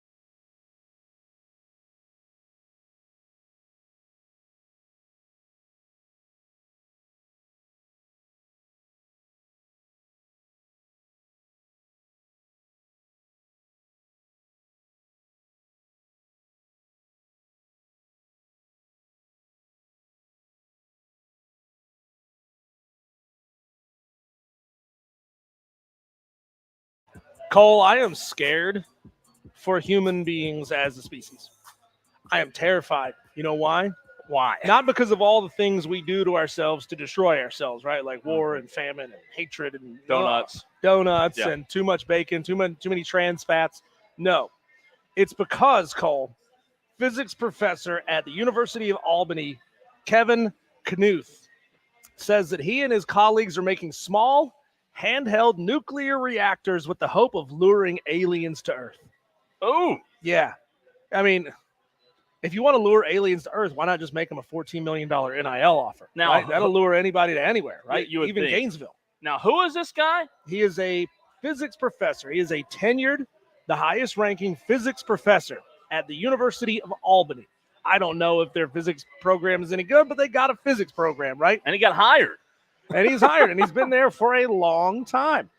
He says that they have settled on the fact that UFOs have an interest in and an ability to detect nuclear weapons. And his colleagues are patenting a handheld, lithium-powered nuclear fission reactor. Oh, my gosh. Can I ask a question real quick? I don't mean to interrupt. There's 1,000,001 great questions. Well, this. Here's the very first question that popped in my brain. Is this the guy from Young Sheldon? The old man that dates Young Sheldon's grandma? Hey, you know what I'm talking about? I do know what you're talking about. To quote Forrest Gump's mother, "Are you crazy or just plain stupid?" I think this guy might be just plain stupid. That's what it reminds me of. That nerd. First of all, Cole, even if you don't make contact, you're attempting to make small handheld nuclear reactors. What could go wrong? Right? Kapow. Yeah. He says that the idea, Cole, is to go out and power their UFO observing equipment with the nuclear reactors and hope that aliens detect it and come to find out what, quote, those crazy little monkeys are up to this time. So my next question is, again, this spurs so many questions in my head. My next question is, what group of people are crazier? The people that are chasing Bigfoot or the people that are calling aliens? Hey, don't call people who chase Bigfoot crazy. I have been to the Bigfoot Research Center. Oh, here we go. It's in Blue Ridge, Georgia. It's a facility, right? They got this whole thing set up. They got a laptop on a computer desk in the corner, and they say, "This is our research facility." Oh, I mean, those people 100% believe. They even have Bigfoot care packages included inside our Baby Ruth candy bars because they believe that big feet are interested in Baby Ruth candy bars. Little live update for you here, Cole. Arkansas has just scored to bring it to a 6-5 game, 1 out, runners on first and second. Shoot. Cole, have you ever seen the movie Independence Day? I have, yes. Do you remember what happened to the group of partiers who were on the roof of the skyscraper who were excited to see the aliens? They're all up there. They're like, "Oh, this is great. Come and take us with you." And then, bam, zap. They get blown to smithereens because they were like, "Ooh, we want to be the first ones to go." This is not smart, Cole. I mean, think about it this way. If humans were the smart ones out there, and that's a scary thought, right? If humans are the smartest beings in the universe, if we go to another planet, if we ever figured that out, we're going roughshod on everything, right? We're killing everything we see. We're taking over with extreme prejudice. So what's to say those aliens aren't doing the same thing, right? You invite them here, and they just kick our ever-loving asses because we're not ready. We're those crazy little monkeys with nuclear fission reactors in our hands. He wasn't ready. This is absolutely That is wild. ridiculous, though. Yeah. Cole, I really do. I weep for us. I am scared for our species. But hey, if the guy from Blink-182 couldn't find aliens, I don't think they So exist. you believe in Bigfoot? No, I don't. I just thought you were going to say you went to that museum and now you're a believer. No, that museum actually made me less of a believer. Like Williams-Brice? I invite all of you to. Didn't I invite all of you to go down and see this thing. It's a fun way to spend $10 in 2 hours. of your day? I'll pass. Okay, so the score is still 6-5. 1 out, runners on first and second. Pitching for South Carolina, number 40, Garrett Gainey.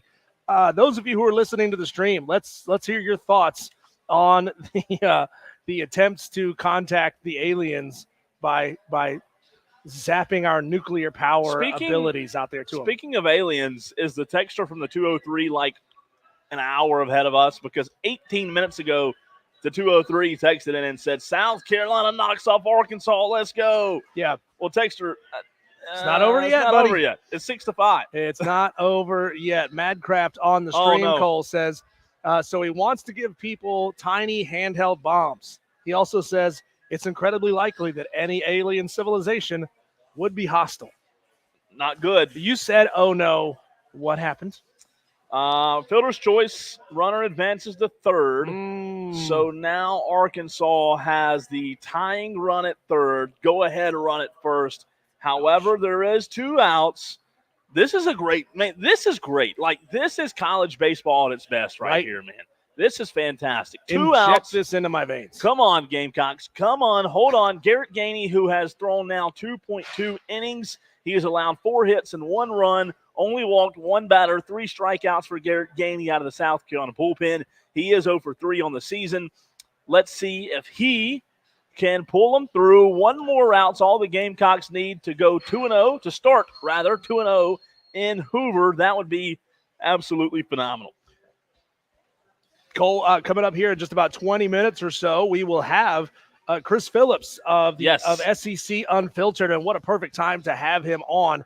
Can't wait to break down this game. We will have maybe extra innings. Who knows? We may have an immediate result to discuss with Chris Phillips of SEC Unfiltered. That's coming up at 5:20 on the show. Also, your third clue and your chance to win a $25 Ingles gift card. We are live here today inside the corner market at Ingles 1524 Locust Hill Road in Greer. Mark Kingston is challenging a play, and this is a force play slide rule at second base. The call was the runner was safe at first base, so Mark Kingston is currently challenging that play. We will see, though, if it gets overturned. Should be really interesting. All right, coming up in the very next segment, 5 o'clock fight every single day, 5 o'clock on this very program. Melissa from Ingles will join us. She will join you, the Tolos, in helping decide who wins and who loses. We'll also have the result, hopefully, of this game as South Carolina is 1 out away from taking care of business in Hoover. He's Diesel. I'm Cole Bryson, and this is the Fan Upstate.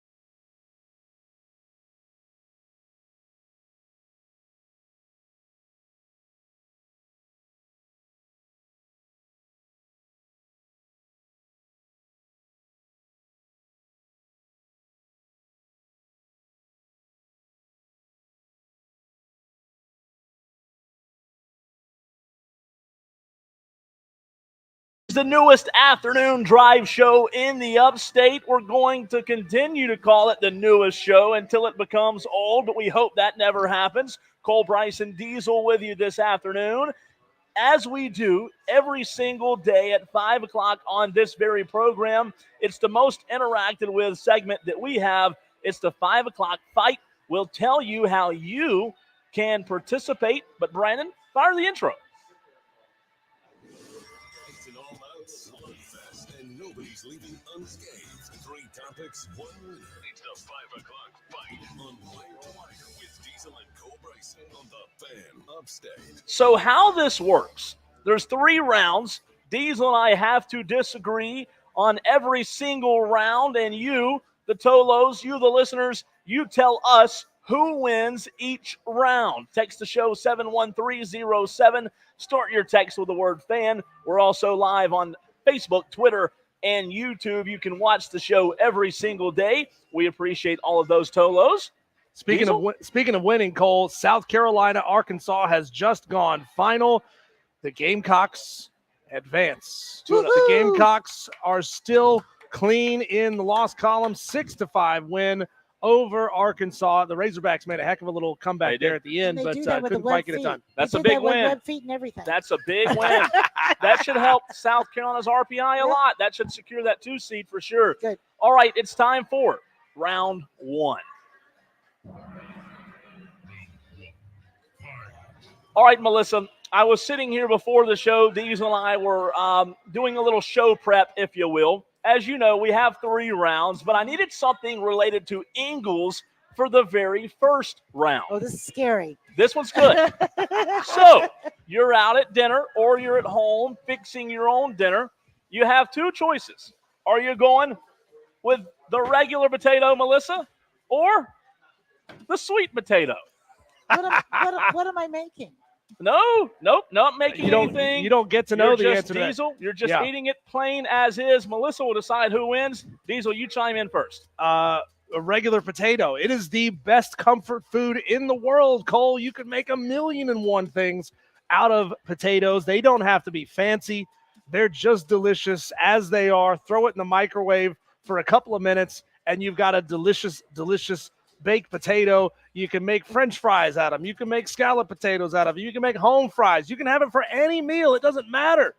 Even bottom of the bag French fries from a fast food joint are delicious. They are. I'll take them any day of the week Again, over a sweet potato. We're splitting hairs here. Both are fantastic, especially when you buy them from Ingles. However, there's nothing like that baked sweet potato, Melissa, with the cinnamon, the brown sugar, the butter. Sweet potato all day long. Tell me I'm wrong. I'm going sweet potato. Yes. What? Yes. Who goes sweet potato? But I do have to answer first to start something. Speaking of old, happy birthday. Thank Yes. you very much. Okay. Thank you, happy Melissa. birthday. Who goes sweet potato? I'll tell you why. Okay, Wow. sweet potato. Most all of us are a little bit on a lower carb diet. Okay, women like to kind of keep that figure, going. So I think the sweet potato works. Also, I love the fact that it's naturally sweet. I don't really have to add anything to it. I can cook it. I can make a sweet potato fry out of it, right? I can make a sweet potato patty out of it. I can make mashed sweet potatoes. And of course, there is nothing better than sweet potatoes with marshmallows and everything on. Come on now. But a potato is supposed to be salty. Don't give me a sweet potato. Give me a salty potato. French fries. It's good for what it is. Yeah, but this potato has latkes. All of it's so much better. You can feel like you're eating dessert without having to eat dessert. I don't feel agree like with I'm you. eating dessert. I feel like I'm being bamboozled when I eat a sweet potato. And you can have this potato for your birthday. Yeah, Thank you Happy very birthday, much. Diesel. You get a potato. The gift of sustenance. That's right. Thank That you, keeps Melissa. on giving. Let us know where you side on round 1, regular potato or sweet potato. 71307. Start your text with the word fan. It's time now for round 2.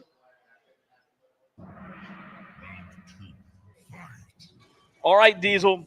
Melissa goes sweet potato in the first round, but this one's good. This one's really, really good. What's the better half of the amusement park? What's the better half of Carowinds? The water park or the amusement park itself?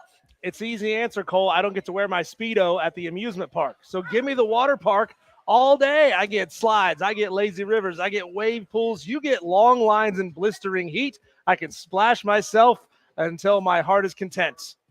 I hear you, and the only problem is what happens after the water park.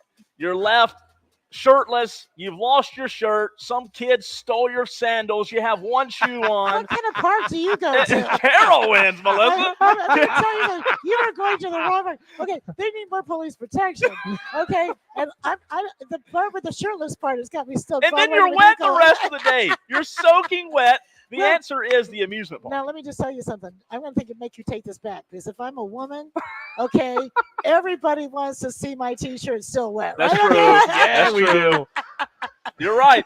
I'm on Diesel's side for this one. Oh, man. But Come on. I do have to tell you, though, that in some cases, like, for example, at LSU or Florida State that has a lazy river, you must get a tetanus shot before you go in, because within the first 5 minutes, you have no idea what is in the lazy river.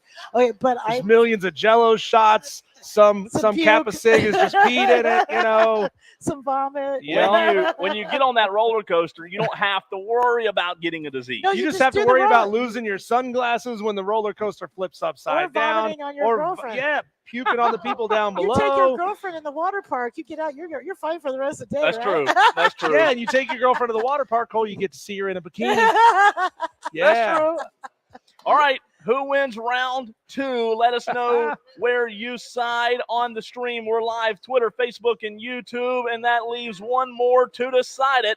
Round 3. All right, this one will decide it, we hope.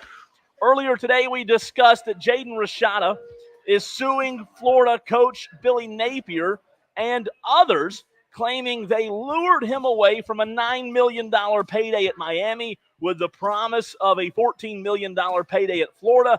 Also claimed that Billy Napier vouched for the collective and offered a $1 million signing bonus. The question is, should Jaden Rashada, who is suing Billy Napier, should he win, Diesel? Yeah, the question is not will he win. The question is should he win. So we're questioning right and wrong on this. I say absolutely not. No, you play stupid games. You win stupid prizes. The kid who is lured easily by money will always chase more money. He's on his 3rd school. You know, it's funny, Cole, how the narrative has shifted. We're always talking about commitment in college football, right? We're always looking for some form of consistency. Well, the universities only give 1-year scholarships. The players are gone somewhere after 1 year. The collectives aren't cashing the checks. They're not making the deposits when they're supposed to. Nobody is committed to anything in college athletics. So how can you win a case when no one is committed to anything at all? He should absolutely win. And I'll tell you why. It is unfair to dangle millions of dollars in front of a 17, 18-year-old student. And the majority of these student athletes did not come from that kind of money, right? $17, $18 million, even $9, $10 million is a lot of money to most people. I would say 99% of people. So not Dave Tepper. Well, the way that these NIL collectives can dangle money, I don't think it's a fair way of bargaining, because they, of course, are going to take the money every single time because they've never experienced anything like it. If you tell a student athlete, hey, you're going to make this, but you don't even have that money in the account, to me, that's on the collective. I think he should win. This is fascinating because you are a Florida State alum, former cheerleader. I am. Will you stick it to Florida on this? Well, first of all, there's nothing. Look what happened. That was me. I'm sorry. Wow, Cole. That was me. Apologize. Okay. All right, there was something that I think prophetic about that. I thought the aliens had landed. You know, the handheld The noose water bottle threw hit him the in. microphone. So first of all, I thought, because I've done this before, I've turned it off with my shoe.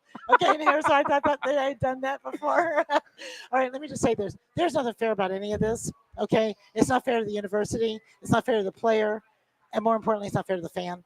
Okay, so I'm going to just tell you, man up. You should have had a good lawyer. You should, if you're going to play in that big pool, you have to play with big pool refs. Okay, do not let yourself get in that. He did this. He did this on his own. Okay, he accepted the deal. Nobody lured him. Okay, he could have checked. He could have checked to see if they had the money in the collective. How could he check?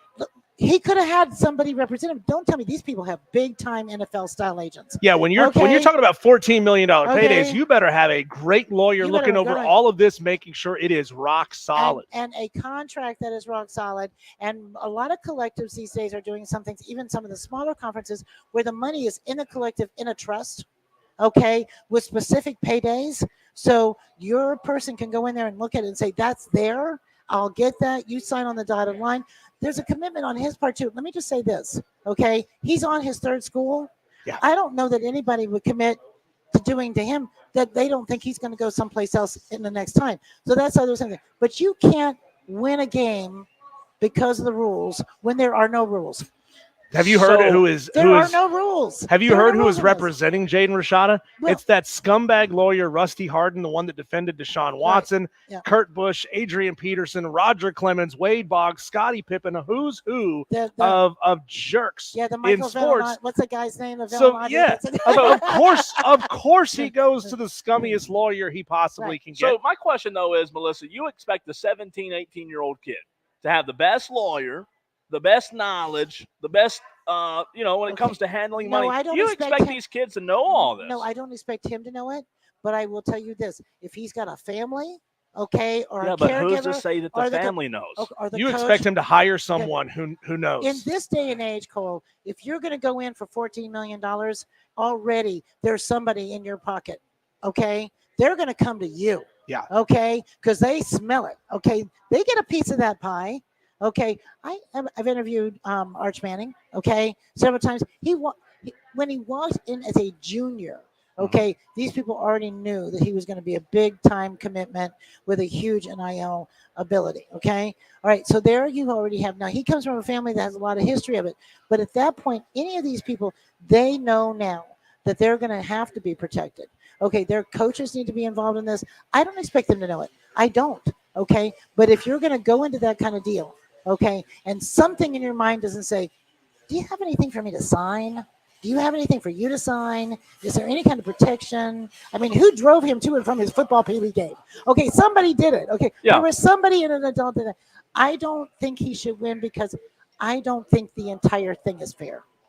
Okay, because is that a bad way to say he should win? He shouldn't win because none of this is fair. You should want him to win because that will take Billy Napier and Florida down. Not one, not two, not three, but like 10 pegs. It's gonna really blister that university. College football. It's not. But let me ask you this: it's not fair. How's the bargaining power fair or equal when you're sitting across? Let's pretend this is an NIL conversation. You're with Ingles. Let's pretend you're offering me $18 million, right? I'm a 17, 18-year-old kid who came from nothing. Okay, I had no money. I've never experienced money. How's the bargaining power fair? He can't sign the contract. Somebody has to sign it for him. Okay, he's not able to sign a contract. He's not allowed to. Okay, he's not old enough to sign a contract at 17. Somebody has to be there to intervene. That should be the rule. I don't know if that's the rule everywhere else, but legally he's not bound to an agreement. And do we really believe that Jaden Rashada himself is working on this deal? Do we really think that he's bargaining this deal? No, he's got representatives. He's got people there. He's not doing this all himself. No, that's on him. No, Cole, there's that famous example of the band Quiet Riot who were drowning in debt. They were gonna have to quit as a band, and they signed this. That's Twisted Sister. Oh, yeah, they signed this. They signed this terrible deal that cost them tons of money. They got almost nothing, and then they got famous for "Come On, Feel the Noise." That's the song, and they got almost no money from it. They were broke because they signed a terrible deal, but that's their fault for signing a terrible deal. Look at Prince. My whole point is, Melissa. Prince. He went through the whole thing with that too, with all the signing of it. But what I'm going to say is, I did 3 NILs. The Eagles did. Okay, one from Clemson, one from the University of North Carolina, and one from the University of Georgia. Each one of them was just under $100,000. I worked only with an NFL style agent who came to me to make the deal. So does every person use that good of an agent though? No, I don't think they do. But this is the problem. Maybe this suit will put some rules in it. Maybe so. Okay, but right now it's not fair to anybody. Yeah, okay? I agree. And how do you win a suit when there are no rules? That's my biggest hope, is that this situation, And who knows how many other situations there are And if out it there happens that are take similar Florida to down, this. then we're good. Like what if this turns into a class action suit, right? Right. And this gets big to where it affects a dozen or more huge universities, because this thing is going to go all the way to the top. The highest amount of dollars are going to come from the biggest Yeah. universities, and this thing could get so ugly and so pervasive across this sport Right. that it forces Florida State had rules to be made. Florida State $110 million out of a collective, and the alumni matched it. So you had $220 million in NIL money to give out through the collective. Okay, that's a huge amount of money. Okay, and you use the portal, you're able to do that. That gives you a huge advantage over a university that does not have that kind of money. Once again, not a level playing field.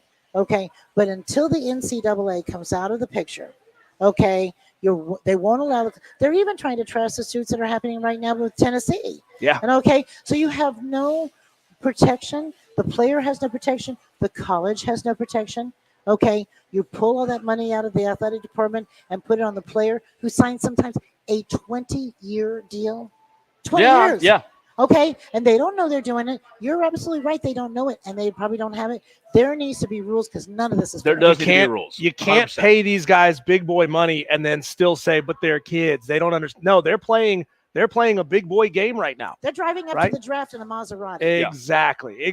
So the question, Melissa, is who wins the 5 o'clock fight? Just a recap for everybody: regular potatoes or sweet potatoes in round one. You're going. Sweet potatoes. So you're going Cole in round one. I still don't forgive you for that. Round two, what's but I the gave you a better? regular potato for your birthday.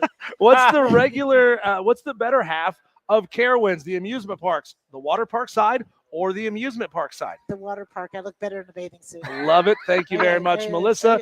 And round three, should Jaden Rashada win a $10 million settlement against Billy Napier and some of the big-time donors at Florida? No. There you Melissa, go. come on. Love come it. On. And ding, There's ding, no ding, way. ding, ding. It goes to Diesel the Sun. Happy birthday. Thank But I you. also wanna Birthday say- win. Yeah, if it happens to take Florida down, that's great, but that's not the reason. Hey, There real you go. quick, I want Melissa to give our third clue, but before that, here is how Brandon people, by the way, Brendan back in the studio, in the Ingles Market studio, here's how people can suggest a 5 o'clock fight. What do you want Diesel and Cole Bryson to fight about next? If you got an ass, I'll kick it. Submit your topics to Diesel at thefanupstate.com. Subject line fight on the Fan Upstate. So we've given you the first two clues to win a $25 Ingles gift card. We've had several Tolos come by already today. Melissa, what is clue number 3? Even though I'm associated with family fun as a sweet treat, I'm also loaded with protein. Interesting. You add that to the previous clues that even though I'm over 100 years old, I haven't aged a bit. I even wear the same size box. Clue number 2, I'm a conformist. Simply shape me as you like, cube me, mold me, or just for fun, put me in a cookie cutter. If you think you know what those 3 clues add up to, what product that's available inside of every Ingles Market is, come on by here, Cole. We are live inside the corner market at Ingles, 1524 Locust Hill Road in Greer. Tell anybody here what the answer to that question is. If you get it right, you could win a $25 Ingles gift card, which could be a rotisserie chicken from the deli, which could And be all the some sides. delicious Yes. sides as well. Yeah. Or some carrot cake. Yeah. Or Yeah. a prepared Yeah. potato. Yeah, so you know, well, listen, thank you. And happy Memorial Day, everybody, as well. Absolutely. Appreciate that from you, Melissa. Oh, guys, we have a fantastic segment coming up for you next. We will have Chris Phillips of SEC Unfiltered live. He is fresh off the South Carolina Gamecocks, holding off the Arkansas Razorbacks. We're going to talk all things SEC baseball tournament next with Chris Phillips on the Fan Upstate.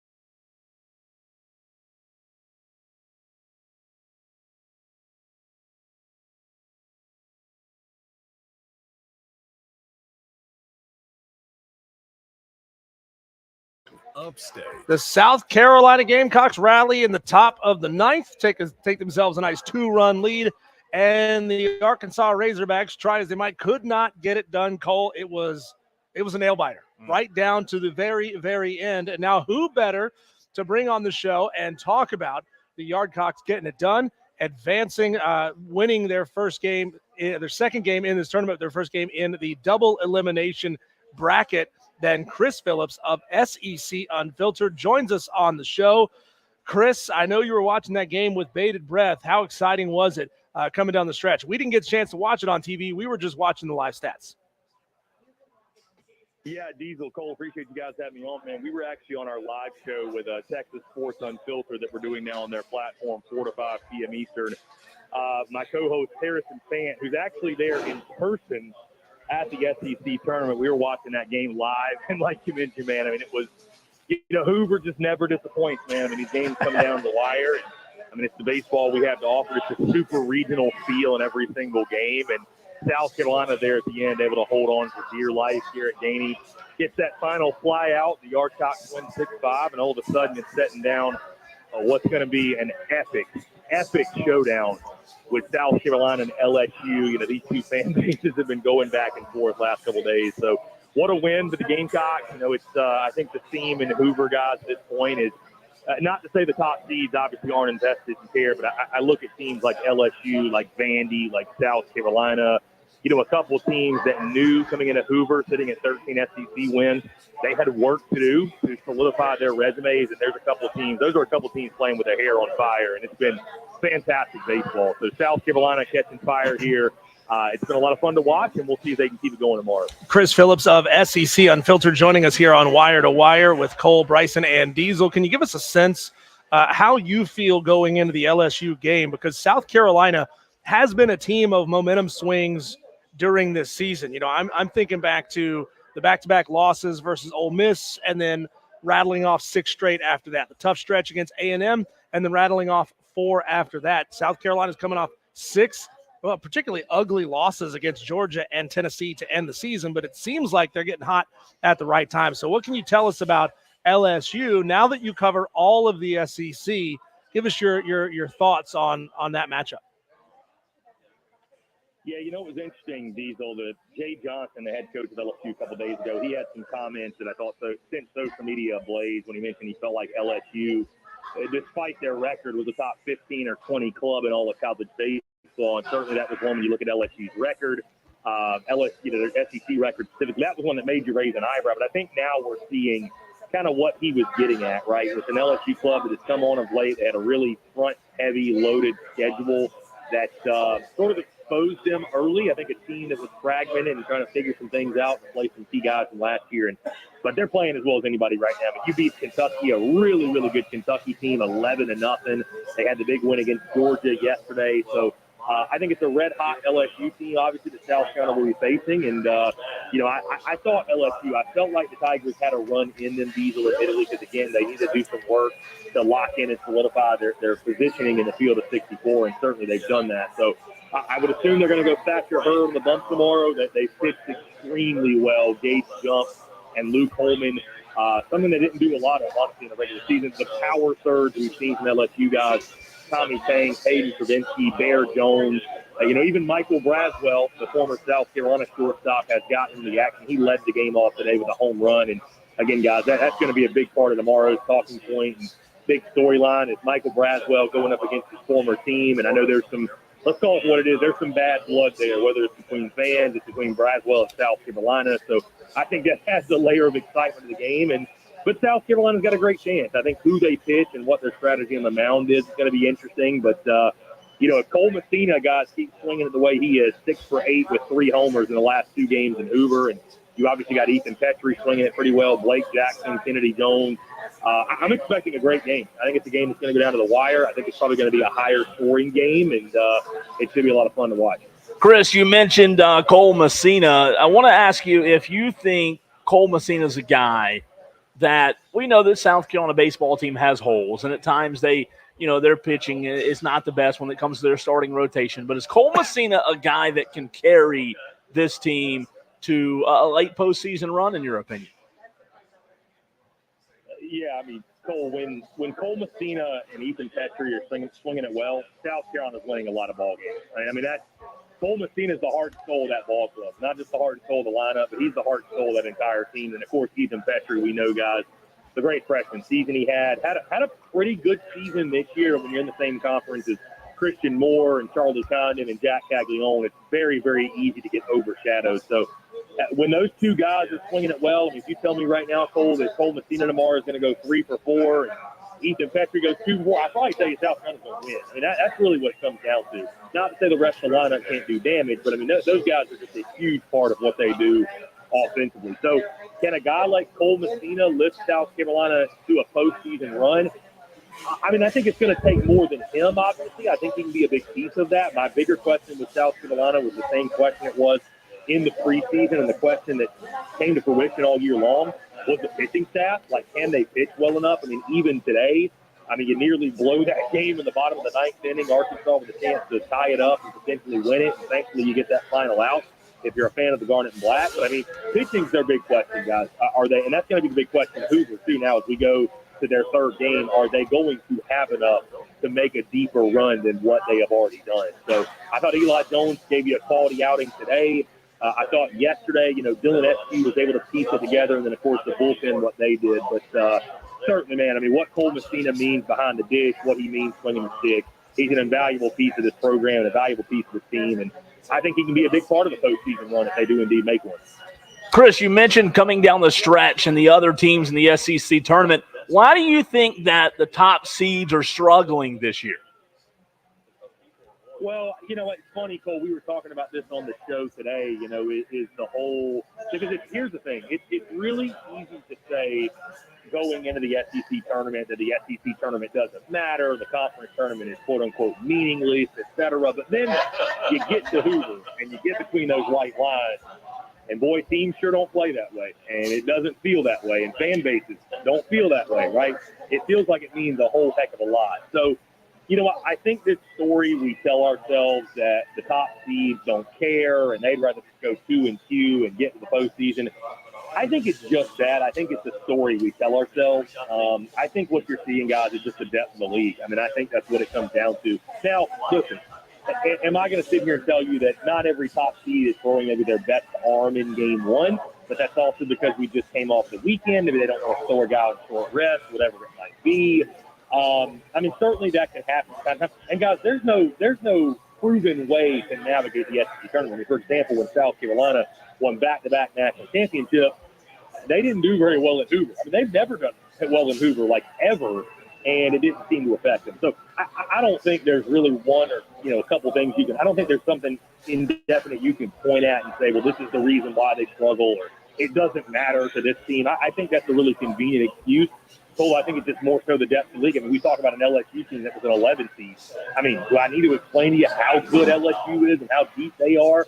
Mississippi State, they're taking on Texas A&M later. They got one of the best pitching staffs in the conference. There's South Carolina, who, for all their flaws, when they get hot, they've got maybe as good a lineup as anybody with Cole Messina and Petrie are swinging it well. Even Vanderbilt, guys, who I sold my stock on way early in the season. They take down Florida, and, I mean, this is still a Tim Corbin club, right? They're going to play the game the right way. They're going to pitch really well, and they're going to make them. They're going to make you beat them 4-2 or 5-3 or whatever the score might be. So I think it's just the depth of the league, man. I think that's what it is. It's obviously an advantage to be that 1-4 seed and get that bye, but it's the depth of the league that shows itself year after year, and that's what makes Hoover so special. Chris, we got a text immediately after that game went final. Again, a 6-5 win for South Carolina over Arkansas in Hoover. He said South Carolina would have to win the whole tournament to host a regional now. Is that true, or do you feel like hosting a regional really is out of reach for this Gamecock team? Well, if they win the whole tournament, I think they could probably host. I mean, that would get you – they got to win, Thursday, Friday, Saturday. They got to win 4 more games. So you add 6 SEC wins to the resume. I think that probably gets you a hosting spot. I mean, I know you came in at 13-17, but you end up being, what would that be, 19-17 after 6 straight wins in Hoover. I mean, I got a feeling they're probably putting you in. I don't know exactly how that would work out, but I would say you deserve to be a host if you do that in South Carolina. Obviously, the Gamecocks have locked up their spot in the postseason in the field of 64. I think they were probably in either way, even if they lost to Alabama and were eliminated. But, guys, you never want to be nervous going into selection Monday and be on the bubble. So the good news is South Carolina's in one way or another. Where will they go will be really interesting. I know Diesel and Cole, and maybe even for me, for content purposes, seeing South Carolina go to the Clemson Regional would be wildly fascinating and be really entertaining for us all. Will that be the case? Will they go somewhere else if they keep winning? We'll see what the committee decides. But, yeah, I think if they're hoisting the trophy on Sunday, I got a good feeling postseason baseball will come to Fountain Park. Did, and if so, how, Chris, the last 6 games of South Carolina's regular season change your viewpoint on the future of Mark Kingston? Cole, it's a great question. I'm out on Mark Kingston. I've been out on him. Heck, I was out on him back in 2022. I thought South Carolina should have made a move at that point, and they didn't, which is fine. And I commend Mark Kingston for going out and getting Monty Lee and some of the guys they got in the transfer portal, obviously, and it panned out for them, right? Ethan Petrie came on the scene in 2023, was one of the best players in college baseball. The resurgence of the lineup and swinging a stick, thanks to Amani Lee, I think, who had a big part of it. And you go to the Super Regionals, and I thought obviously that was a good enough result to get him back for another year. And you came into a 2024 saying, hey, there's pressure, there should be pressure. It's South Carolina, there are high expectations, and nobody should apologize for that. And simply put, Cole, I'll put it to you this way, and these are conversations. This isn't just my opinion. These are conversations I've had with some of the greatest ever wear the garnet and black. I'm not going to name names, but guys who have literally won College World Series, played in 2010, 2011, guys I've, in my previous venture had on my show. And, they told me in 2022, guys, that, listen, Mark Kingston ain't it. If we're talking about getting South Carolina baseball back to what they were, being a top 10, 15 program in the country year in, year out, being kind of what Tennessee is right now, with Tony Vitello and Kingston hired at the same time, Kingston ain't that guy. They're going to have some good seasons for sure because it's South Carolina. Look at the facility. Look at the history. You're going to recruit good players. But in regards to that consistency that Ray Tanner had, and they didn't go to Omaha every year, but guys, it's been 7 years, and they haven't been playing. So you look at the struggles this year, you look at the issues that just continue to recur. When you look at the stats of how many losing SEC seasons, guys, through 6 seasons of ball, because there was no COVID season, through 6 seasons of ball, the man has a losing record in SEC play. I don't know who we're kidding ourselves. It's the most obvious, no-brainer thing in the world to say that Mark Kingston is not the answer at South Carolina. And if he is the answer at South Carolina, well, then, guys, it's told me that the standard has been dropped significantly in Columbia, and winning the way they used to, it isn't the standard, it isn't the expectation, and it isn't the priority. So that's the way I look at it. Again, if you make a run of the Supers this year, is he back next year? Well, I think it's hard to fire a coach that makes the Supers, but I think you're kind of delaying the inevitable because for the long term of South Carolina baseball, I'm out on Mark Kingston.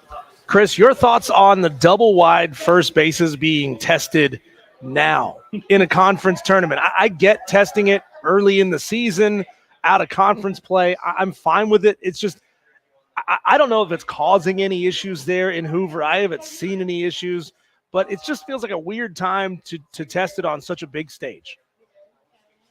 See, Diesel, now you're asking me the questions that really get the people going about the double wide bases. And I'm not even saying that jokingly because people on social media were really fired up about it.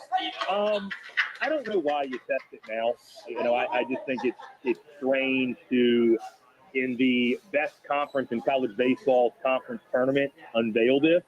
It doesn't bother me to have the double base. I think for safety precautions, and I think one of the stupidest rules in baseball right now is the whole runner obstruction running lane thing, when it's it's just as much his bag as it is the first baseman. I think that rule is really, really dumb, and we've seen that rule butchered. And a great solution to it, guys, just put a base on the other side. That's it. This is his running lane and his side of the base, and this is the first baseman's. And it's weird because I didn't grow up playing that way. You probably didn't either. That wasn't something, but I think that's something we could all get used to fairly quickly. I don't think that's something that it's not going to change the game really in any way. So, but to unveil it now is the weird part. And so I understand people kind of raising an eyebrow, but I love it from the standpoint of if we can get away from some of these kind of blown calls, these blown plays where we have this obstruction. I think it's a good move. But, yeah, it is strange timing, undoubtedly. He is Chris Phillips, SEC Unfiltered. Look him up across all your favorite platforms. Got a new show as well in the afternoons. Chris, we appreciate your time and talking all things SEC ball. Diesel, Cole, always a pleasure. You guys do some great work. Thank you, sir. That is Chris Phillips of SEC Unfiltered. Look him up on Twitter. Look him up on Facebook. And, of course, go find his show. He is a fantastic South Carolina Gamecock resource, but now he covers all things SEC ball. So he is definitely worth taking a listen to. And he is one of the most plugged-in guys, Cole, when it comes to specifically SEC baseball. We will react to what Chris said as well as give you a little update on what's happening tonight, tomorrow morning in the college baseball world. On the other side, it's newest afternoon drive show on your radio dial. He's Diesel. I'm Cole Bryson, and this is the Fan Upstate.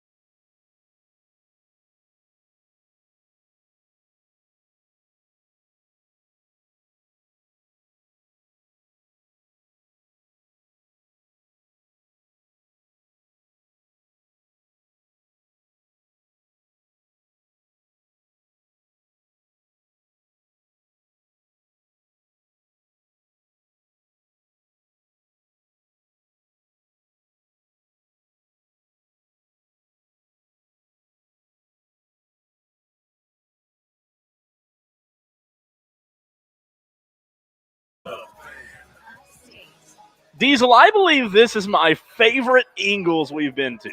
Yeah. They're just, I mean, I'm telling you, man. Shane Barrett stopped by. His buddy stopped by. Like, man, the people are coming out They are. to this store. They definitely are. We got the whole Ingles crew. They're all here. I like this one. I do. I'll leave it at that. I do as well. We're sitting in a sauna, man. I'm staying trim for my we got Shane Barrett over here taking some photos. This is awesome, Broke his man. phone. See you, buddy. Appreciate man. our Tolos coming out. We did give clue 3. We so did have give one away more. clue number 3. Yep. So one more. We'll do the next clue. How about at 6 o'clock, Cole, so that the Tolos have plenty of time to get here and give us the answer for the product. Let's do it. All right. This very short segment, a little bit of reaction to what Chris Phillips said. You know, I am intrigued, I guess is the word, on his stance on Mark Kingston. I mean, he is 110% ready for Mark Kingston to hit the road.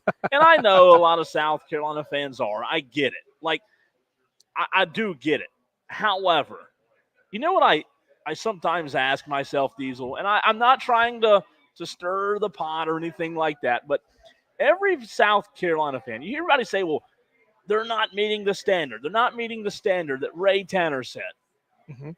Was that the standard, or was that just a lightning in the bottle? You know, like, I'm not saying that Ray Tanner didn't just absolutely crush it and didn't set a precedent for South Carolina baseball. Mm-hmm. I get all that. But outside of Ray Tanner, South Carolina baseball hasn't been the best. Yeah, but it doesn't matter what happened before Ray Tanner. No, it doesn't. All that matters is what happens after Ray Tanner, because the precedent has been set. The question, it'll be the exact same question we have with Clemson football when Dabo Swinney eventually moves on, whether that's 2 years from now, 5 years from now, or 10 years from now. Dabo Swinney set the standard at Clemson. So if you're talking about the next coach or the next coach after that next coach, Clemson fans are going to want to win at the same clip that they won at with Dabo Swinney. The expectation has been raised, Cole. It's not up to fans to reduce their expectations back to the mean. No, I agree. It's up to the university to find a coach who can keep the winning high to meet the expectation. No, listen, I completely agree. I'm playing devil's advocate, but the only thing I do ask, I would not ever say the fans should lower their expectations. I agree with it. The only thing I'd say is I'm not advocating for Kingston to keep his job. I'm just saying winning is hard. Like, winning is extremely difficult in baseball. It's not easy to get to the top and stay at the top. If it was easy, you would see no parity and every team would be winning every year, or the same team would be winning every year. I'm not trying to say that Kingston should keep his job. I'm not trying to take his side. I'm not disagreeing with you. I'm just trying to at least be a little bit fair, because at the end of the day, Kingston's a good baseball coach, right?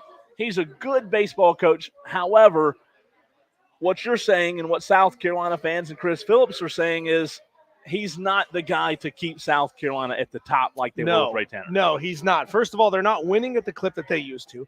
Second of all, you've got Tennessee and Georgia and Texas A&M and a handful of other programs in the SEC who very much feel like they are surpassing South Carolina.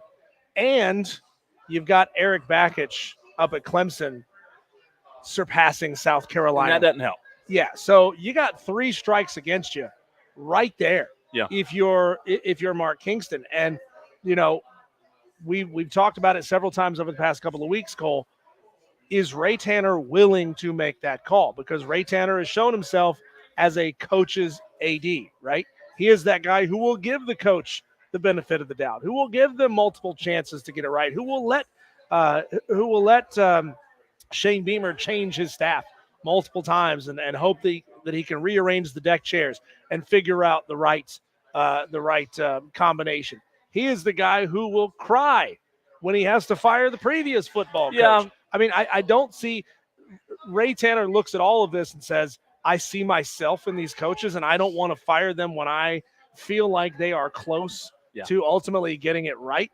But eventually, Ray Tanner doesn't owe these coaches anything. Sure. He's paid these coaches. He's done his part with those coaches. Ray Tanner owes the fans. The only thing I would say is, like, 7 years later, and we didn't talk about this with Chris because we didn't have time to get into it. 7 years later, okay, maybe Kingston still shouldn't be there if he hasn't gotten back to a World Series.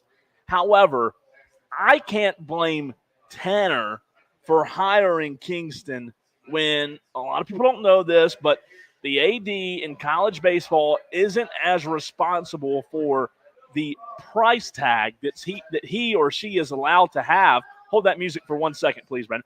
The AD in South Carolina's case, he is not the final decision maker. Ray Tanner was told when he hired Mark Kingston, here's your price tag, here's your budget. You can go out and get a coach for $700, how much ever it was per year. So at the time when Holbrook was fired, I don't blame Diesel Ray Tanner for going out and getting Kingston. He was the guy that he and South Carolina could afford. However, 7 years later, now it's time, I believe, that, you and other people have a case that it's time to make a move.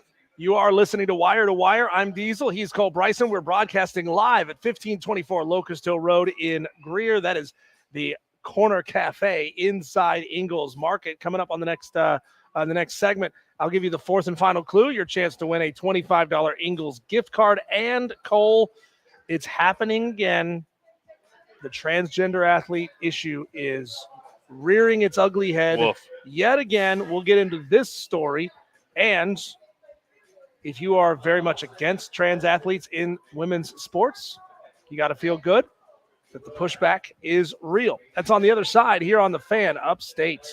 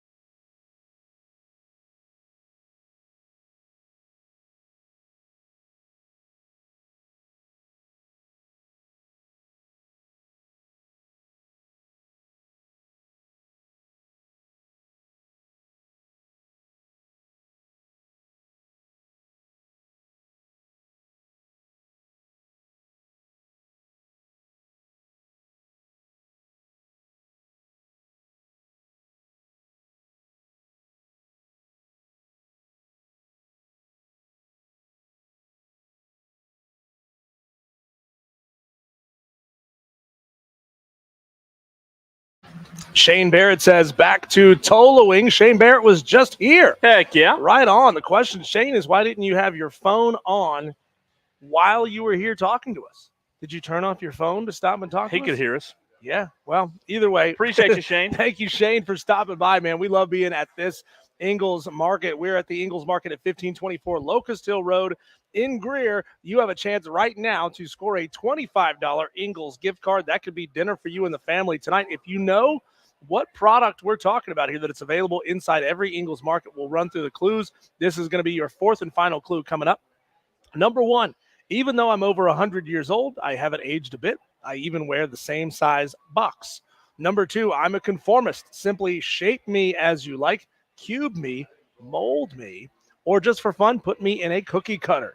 Clue number three, even though I'm associated with family fun as a sweet treat, I am also loaded with protein. And clue number four, I make a surprisingly beautiful dessert. Just add me to whipped topping, and my simplicity becomes elegant. What product is this? I think that gave it away. You think so? Yeah. The Okay. whip.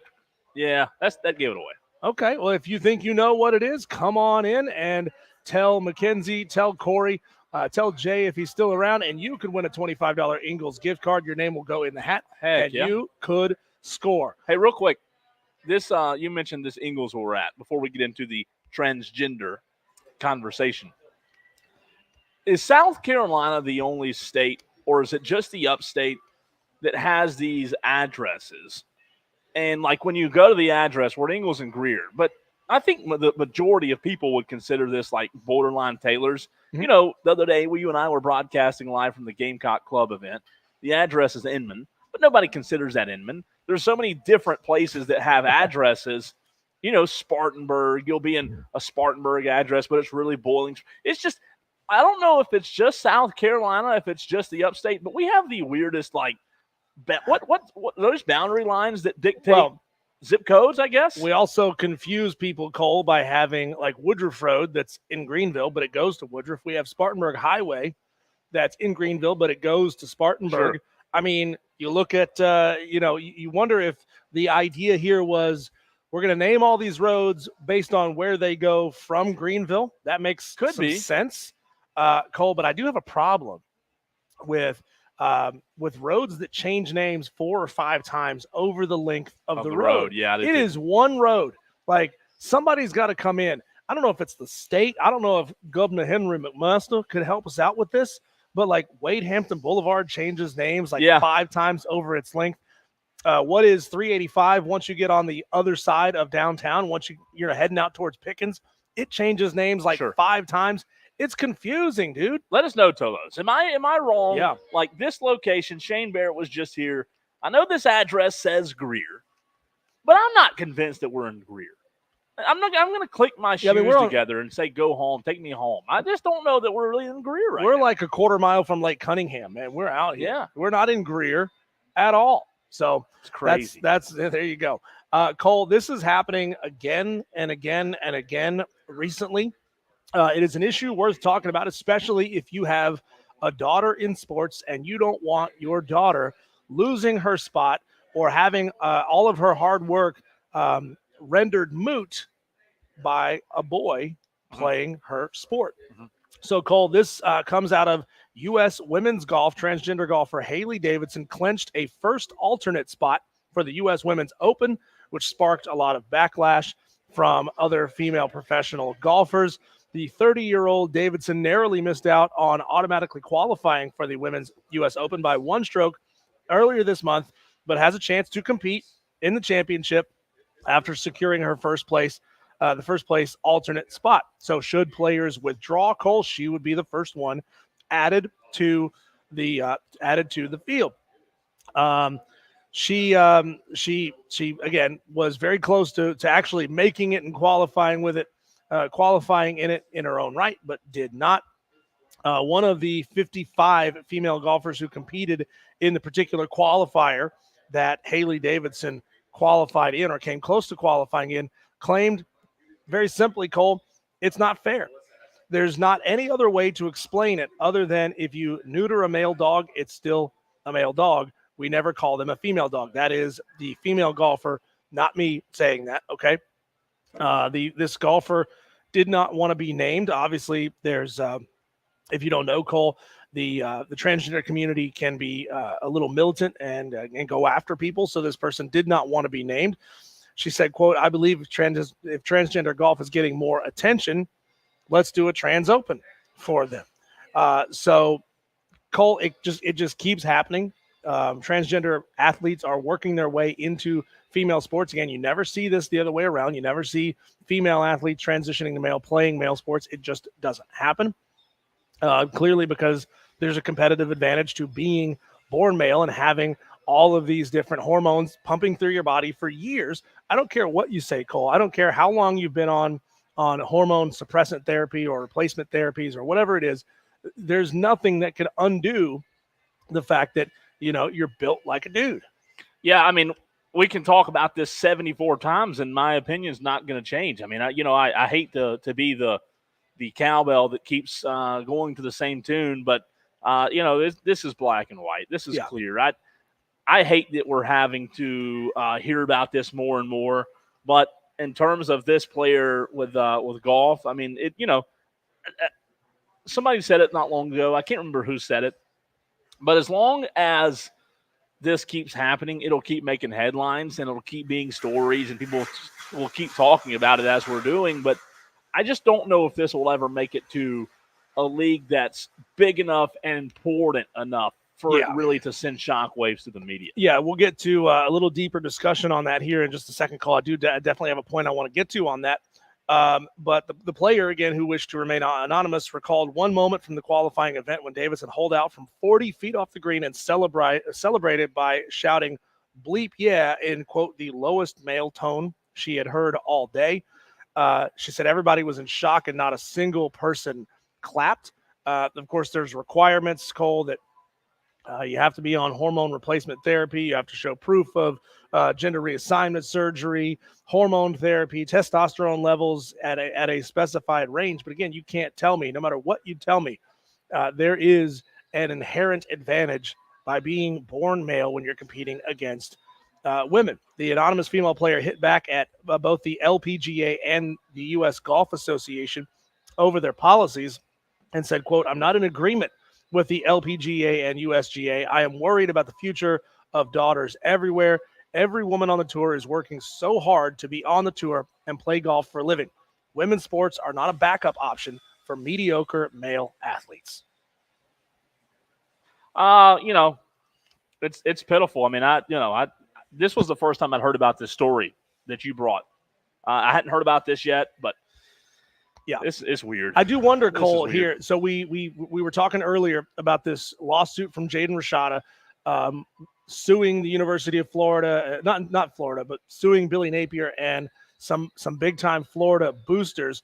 I question, Cole, if this transgender athlete, Haley Davidson, makes it in, but the first biological female alternate doesn't, could she sue for lost earnings and say, hey, I should be in this tournament because I'm a biological female. This is a female tournament, and I am losing out on money, right? Yeah, I mean, I'm trying to make a living. Could she say, you now have to pay me the money, even if I finished last, right? And as an alternate, obviously you're not an elite golfer, or maybe you just had a bad round, whatever it is, right? So you wouldn't assume that somebody who is an alternate for the tournament would have a chance to go out and win a ton of money, but could you potentially sue for lost revenue by not being in the tournament? Well, we saw that other athlete whose parents sued. It's a different situation. So not every situation with these transgender stories and athletes are the same, but we've seen other athletes' parents sue. So, yeah, I definitely think that we'll continue to see more and more lawsuits, sadly. But you know what? I don't blame the ones who are filing the lawsuits. It's just ridiculous that it's even come to this point, really. Yeah, Cole, and we're going to have to see a major sports league be the first one to step out and essentially flip their politics, because so many of these sports leagues just immediately jumped on and adopted the, if you want to call it this, the left-leaning politics of inclusion.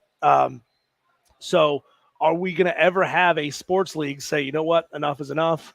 we're not going to do this. We're going to take this stance. I mean, it requires the right CEO of the sport, the president of the sport, the commissioner of the sport, whatever it may be. It's going to take somebody like that really putting themselves out there on a limb to say, you know what, our sport, whatever it may be. KC Chiefs Chad joining us here at Ingles Market. What's up to Tolo, KC Chiefs Chad joining us.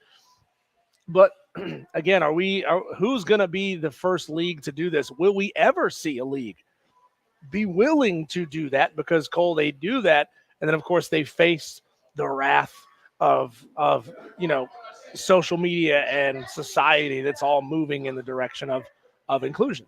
Will we see a league do it?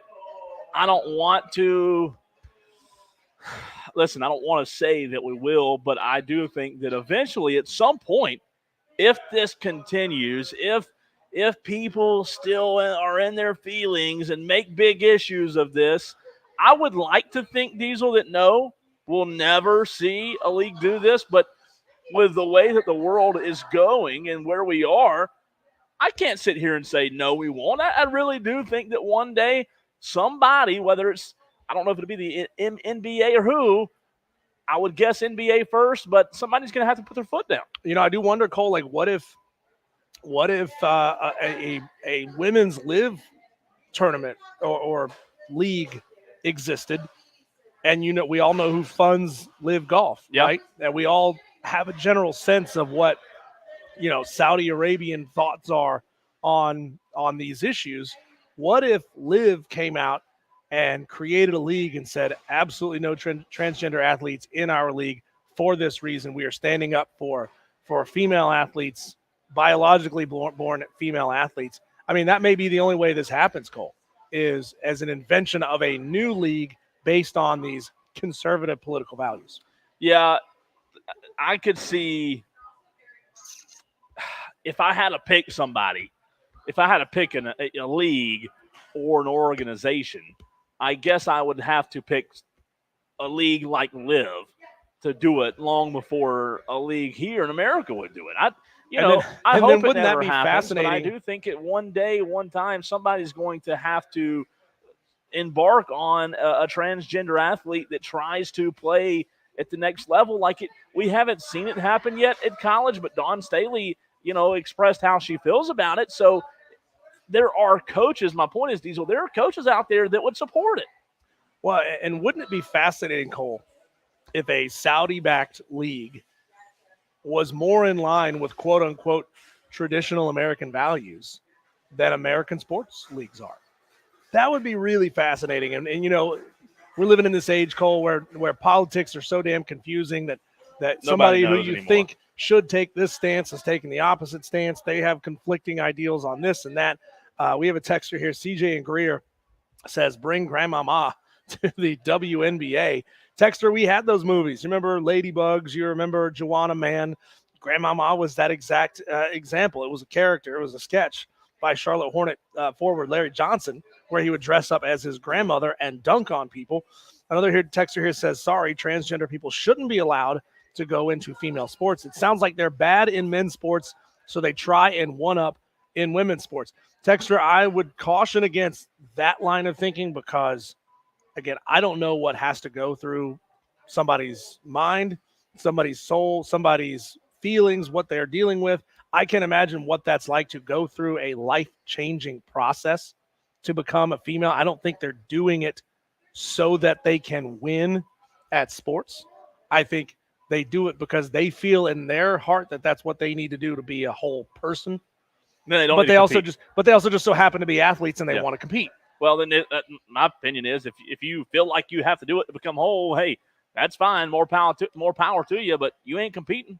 You ain't competing in the sports that you're not supposed to be in. Yeah. I mean, come on. Well, I mean, look at it this way, Cole. Every college in this country has what they call club sports. Yeah. Perhaps it's time to build a club sports level league for trans athletes and say you all come together and you play your sport. Is there enough, though, I wonder, Yeah, that's a great question. I genuinely don't know how many people we're talking about here to say this league is viable or if it isn't.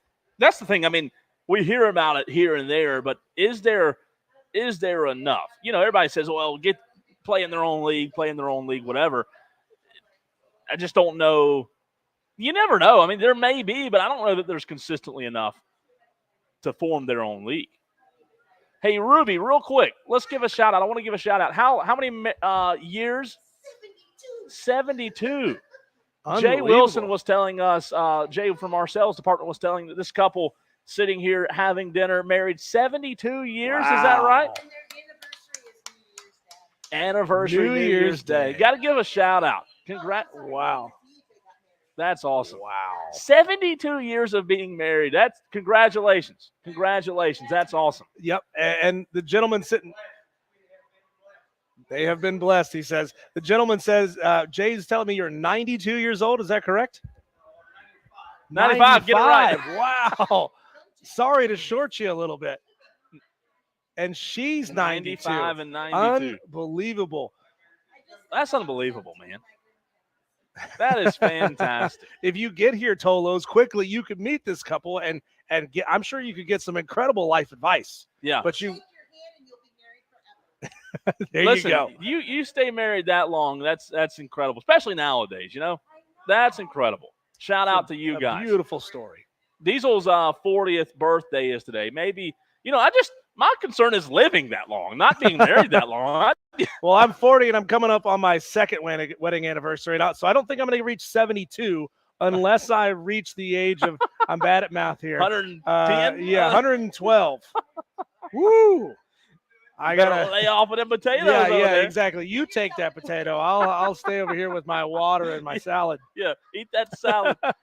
We appreciate everybody coming out to Ingles. Again, we are at Ingles in Greer. It's 1524 Locust Hill Road. That is where you can find us. Hey, we're here till 7 o'clock. So if you're in the area, you still have time to stop by and see us and still have a chance to enter to win a $25 Ingles gift card. It's Diesel's birthday. You can come by and give Diesel a birthday hug or a birthday kiss, whatever you want to do. And we will be here until 7. All right, coming up in the very next segment, I want to get into Mavs Timberwolves. In the very first segment, we had a lot of feedback, a lot of texters and people on the stream who wanted to talk about the Mavs and Timberwolves. Well, we're going to do that in the very next segment, which should be one of the most entertaining series of the postseason.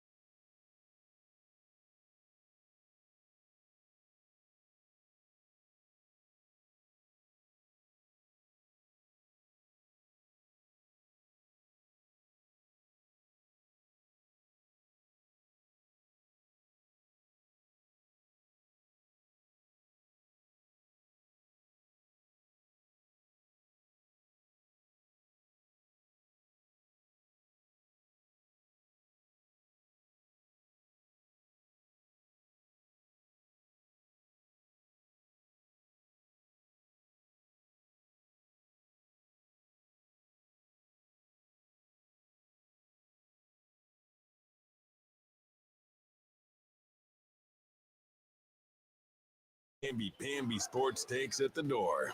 Call in if you're man enough. 844 Fan Phone. This is Wire to Wire with Diesel and Cole Bryson on the Fan Upstate.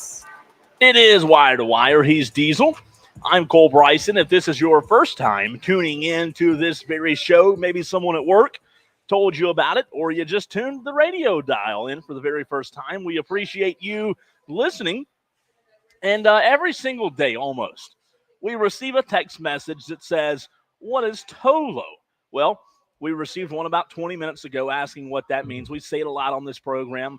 Used to be P1s. Now it's Tolos. Turn it on. Leave it on. That's what we call you, our loyal listeners. That's what we ask you to do on this very station. So we appreciate you being a Tolo. Real quick, scoring update. If you've been at work and hadn't heard, Diesel, the South Carolina Gamecocks have won 2 in a row in postseason play. Knocked off. Was it Alabama and then Arkansas Alabama today. then Arkansas. I had a brain fart on yesterday.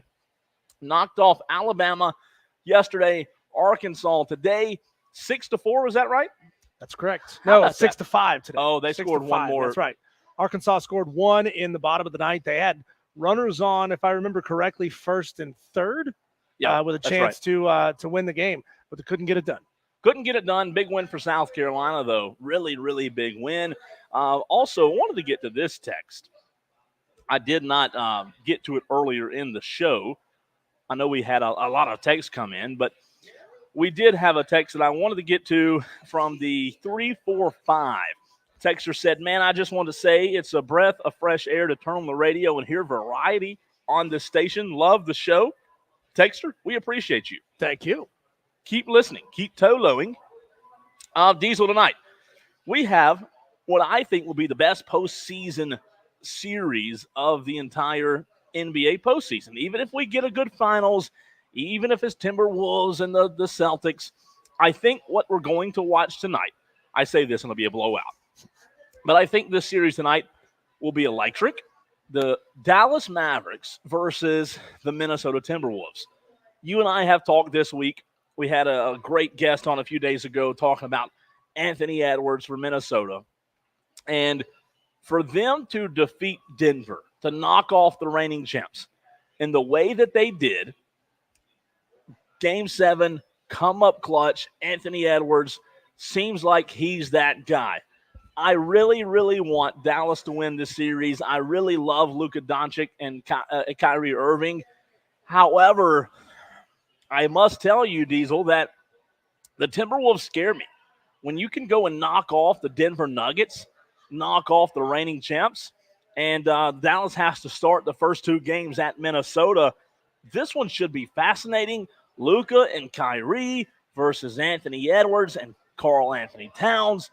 A series that I think will provide a lot of electricity.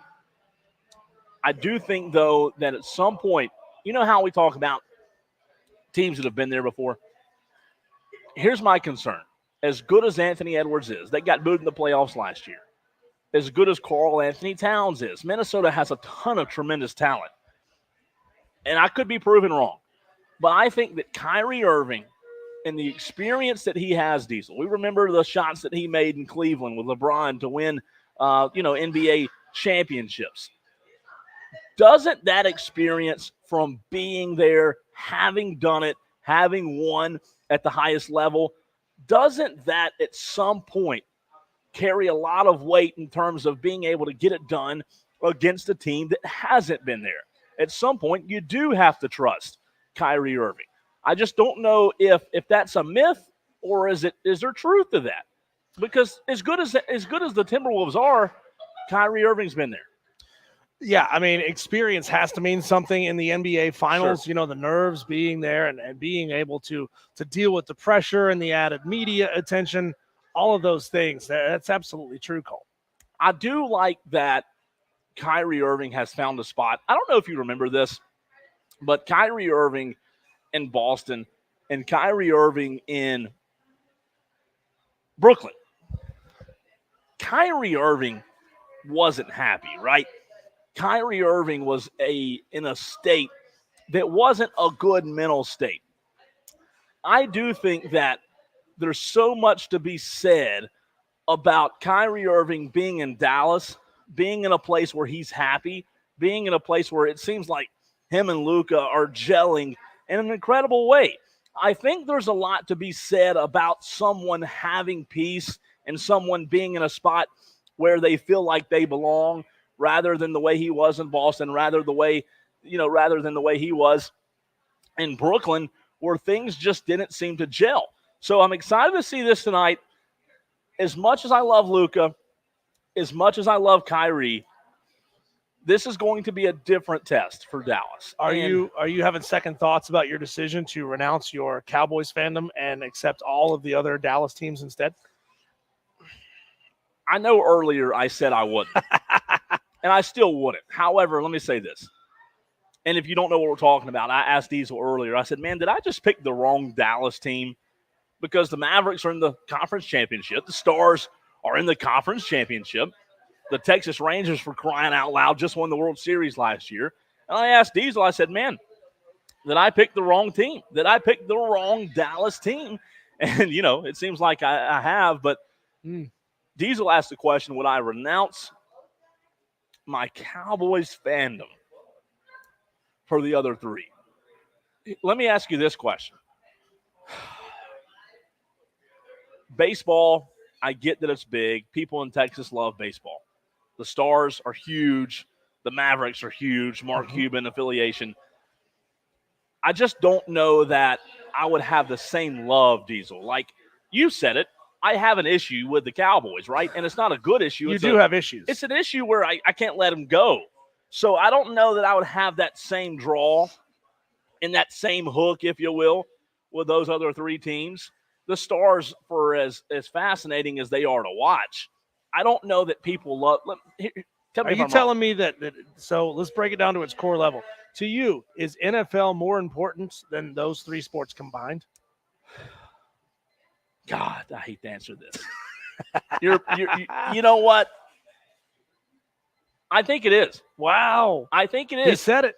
I think it said is. People. Let me ask you this. Do you think, let's pick the Stars, for example, right? Do you think, and there's a fan base. I'm not saying there's not a fan base, because hockey fans are passionate. But, let's take hockey, for example. Do you think there's Stars fans, Diesel, that are as passionate about the Stars as Cowboys fans are about the Cowboys? Because the reality of it is Cowboys fans do have issues. They can't let it go. They can't quit cheering for the Cowboys. I don't know that those other three teams, Rangers, Stars, and Mavericks, have the unrivaled support for whatever reason that the Cowboys do, Well, the good news is, Cole, we're really arguing things that can't be argued, right? And the truth is, if you want to just go be a fan of those other Dallas teams, if you want to say, you know what, I've had my fandom splintered, you'd have to give up the Braves, though, by the way. You'd have to give up being a Braves fan to go be a Dallas fan. Right now, I might do that. To be a Rangers fan. The good news is, Cole, you could just love them all. That's if true. You want to. That's you can just love them all. Is it a different kind of love? Sure, but the passion is there for the Stars. I mean, I can't imagine what it's like, because I am not a diehard, would do anything hockey Caniac. Oh, a Canes fan, For the Hurricanes? Yeah. I am not that. So I can't imagine what that would be like. It's because it's not in my state. It's 4.5, 5 hours away. I know that in all likelihood, I might go see one game a year in Raleigh. That's why I'm advocating so hard for an upstate South Carolina NHL team, because I want to be able to have that right here in my own town. I need that, Cole. So that's why it hurts me so much when you say it'll never happen here in South Carolina. But you can be fans of all of them. You can. Madcraft says, give me Minnesota tonight. Gonna be a great show, though, says Madcraft. We were talking about Anthony Edwards yesterday, or the day before, Diesel, if I'm not mistaken, and talking about him and comparisons to Michael Jordan. And, I think it's so funny and ironic that we have these conversations, because, we were talking about South Carolina earlier, wanting Lenore Sellers so bad to be the guy. Do we have that same problem with basketball and other sports as well, that when one star leaves, the LeBron or the Curry or the Durant, when we see them, Diesel, on their way out, do we have that same issue that we thirst and crave and hunger so badly for the next guy that we have to just declare? It's almost an exact comparison, really. They're claiming Lenoris as the guy because they want it so bad, right? They want it so bad to be true. And then basketball fans are the same thing. And it's not just basketball fans, but if they want that next Michael, if they want that next guy, they try so hard to make whoever that next guy. And to your point earlier, it does put a tremendous amount of pressure on. Well, and we know that ownership groups in all these sports, they are always and actively trying to get that next guy. Yeah. Right? I mean, they're never saying, you know what? We just lost Michael Jordan to retirement. We're the Bulls. So we're just going to go get some mediocre players and just let this thing die, right? Sure. That never, ever happens. They are always looking for the next guy. They always think that the guy that they just drafted could be that next guy. So, Cole, we have something that I've never seen before. So we've asserted on this station many times before that Clemson football fans are secretly Duke basketball fans. We have a Tolo who just walked in who's got a stack of tattoos on his calf, impressive artwork. He's got a New England Patriot tattoo on top, a South Carolina Gamecock tattoo below that, and a Duke Blue Devil tattoo below that. We're seeing something different than what we've always posited here on this station, but a cross fandom between South Carolina and Duke. Is that considered cross contamination? Well, no, they're not in the same conference. That's true. They're not in the same as long conference. as they're not in the same conference, it's all good. Speaking of conference, the SEC conference baseball tournament continues. Before we hit a break real quick, I want to let you know, if you just got off of work and have not heard, South Carolina has won 2 straight now in the SEC tournament in the postseason. We heard from Chris Phillips earlier, Diesel, kind of hinted that, a lot of people just put these conference tournaments off, put them off on the back burner, and act like they don't carry a lot of weight. This is a great way for some teams to make really strong cases when they absolutely need them to work their way into postseason play, or to maybe move from being a 2 or 3 seed, as the South Carolina Gamecocks are projected to be in the Clemson regional, to maybe moving themselves up to hosting a regional. So, hey, getting hot at the right time is absolutely crucial, and this is some teams' chances to prove that they are exactly that, hot at the right time, or some teams could lose out and be left out of postseason play altogether because they didn't perform well in their conference tournament. Cole Messina was absolutely phenomenal today. 3 of 4 on the day. He's hitting .336 right now. That's his batting average. The junior right-handed hitter is getting hot at the right time, it seems. He was a big part of, that game was tied 4-4, as we talked about. Cole Messina, a huge home run, 5 RBIs today for Cole Messina. So, Diesel, we talked about it a million times.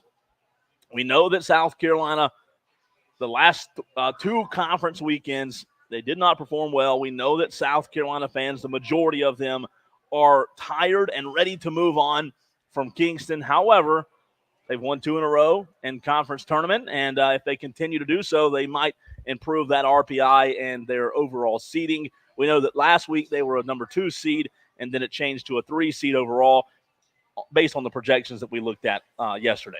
Cole, when we come back, we are going to get you caught up with our daily wires, the buzz in the sports world today. Also, if we have time, because we didn't read these live on the air, Cole, we're going to go back and get to some of the votes earlier from our 5 o'clock fight, what the Tolos had to say about our 5 o'clock fight. I want to read these, Cole, because I whipped your ass in the comment section. Then we're not going to read them. Yeah, I absolutely. You know what? I'm going to start with that.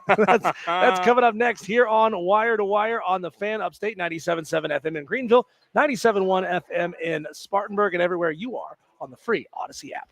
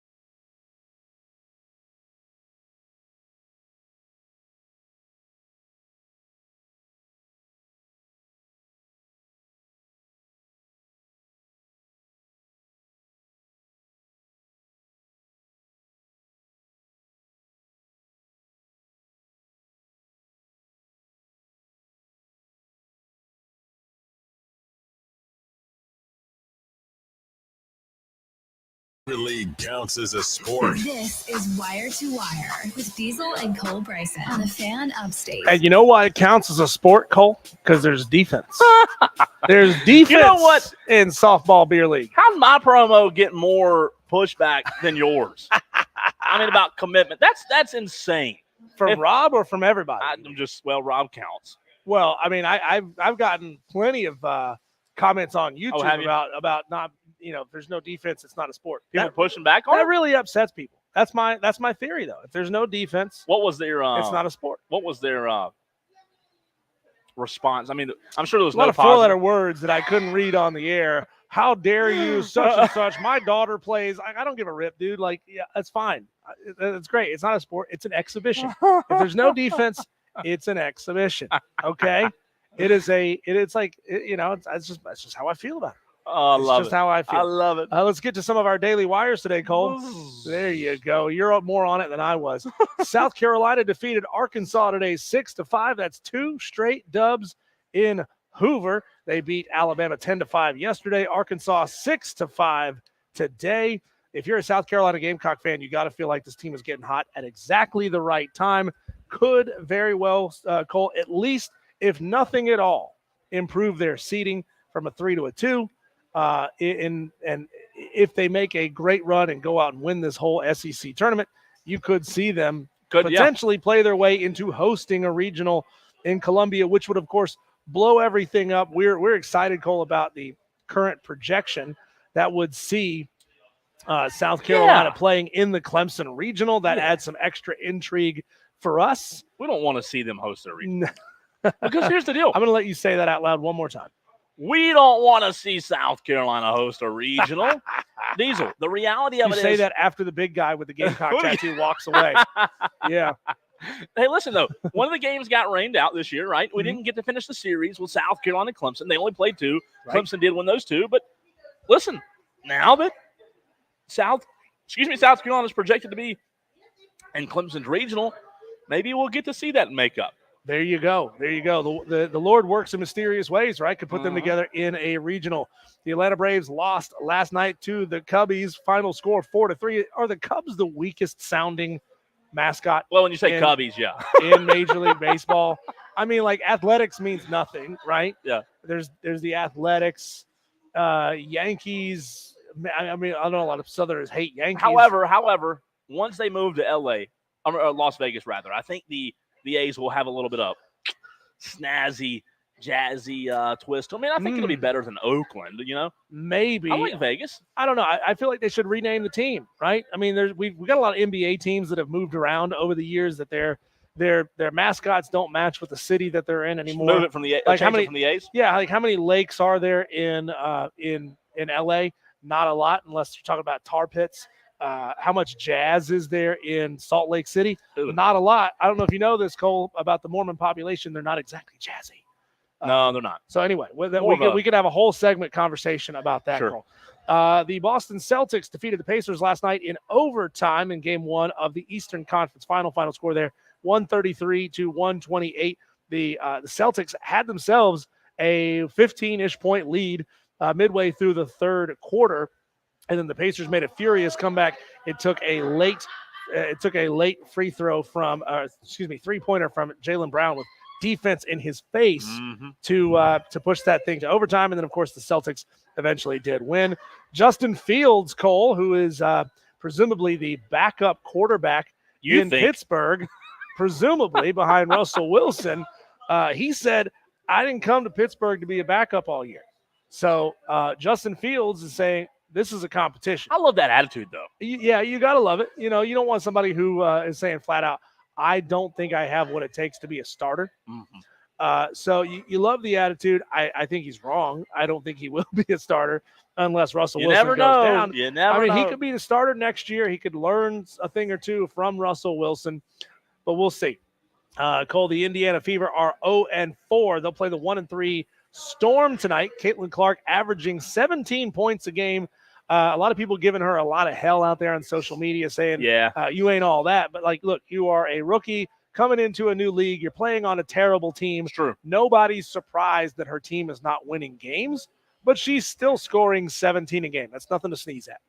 Hey, quick shout out to JB, one of our listeners who came by and saw us at Ingles. Had a good amount of listeners come out today, so we appreciate them dropping in. JB came by the Ingles where we are for just a few more minutes in Greer.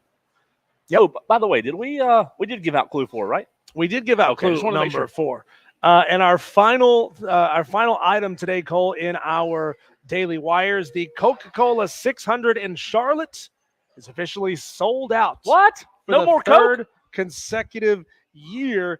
Now, Cole, they don't have the old turns 1 and 2 section that they used to have. Oh, so what you're telling me is there's no seats. Yeah, they've reduced capacity pretty considerably, and they're selling out the race. I mean, we're seeing it in college football, right? We're seeing Florida reduce the size of the Swamp. We're seeing a couple of big stadiums taking seats out because they just can't sell them anymore, and they do it under the auspices of, we're going to make this a more premium experience, right? We're going to widen all the seats. We're going to make this place plush and palatial and nice. This is But really, crazy. I think it's because they're not selling.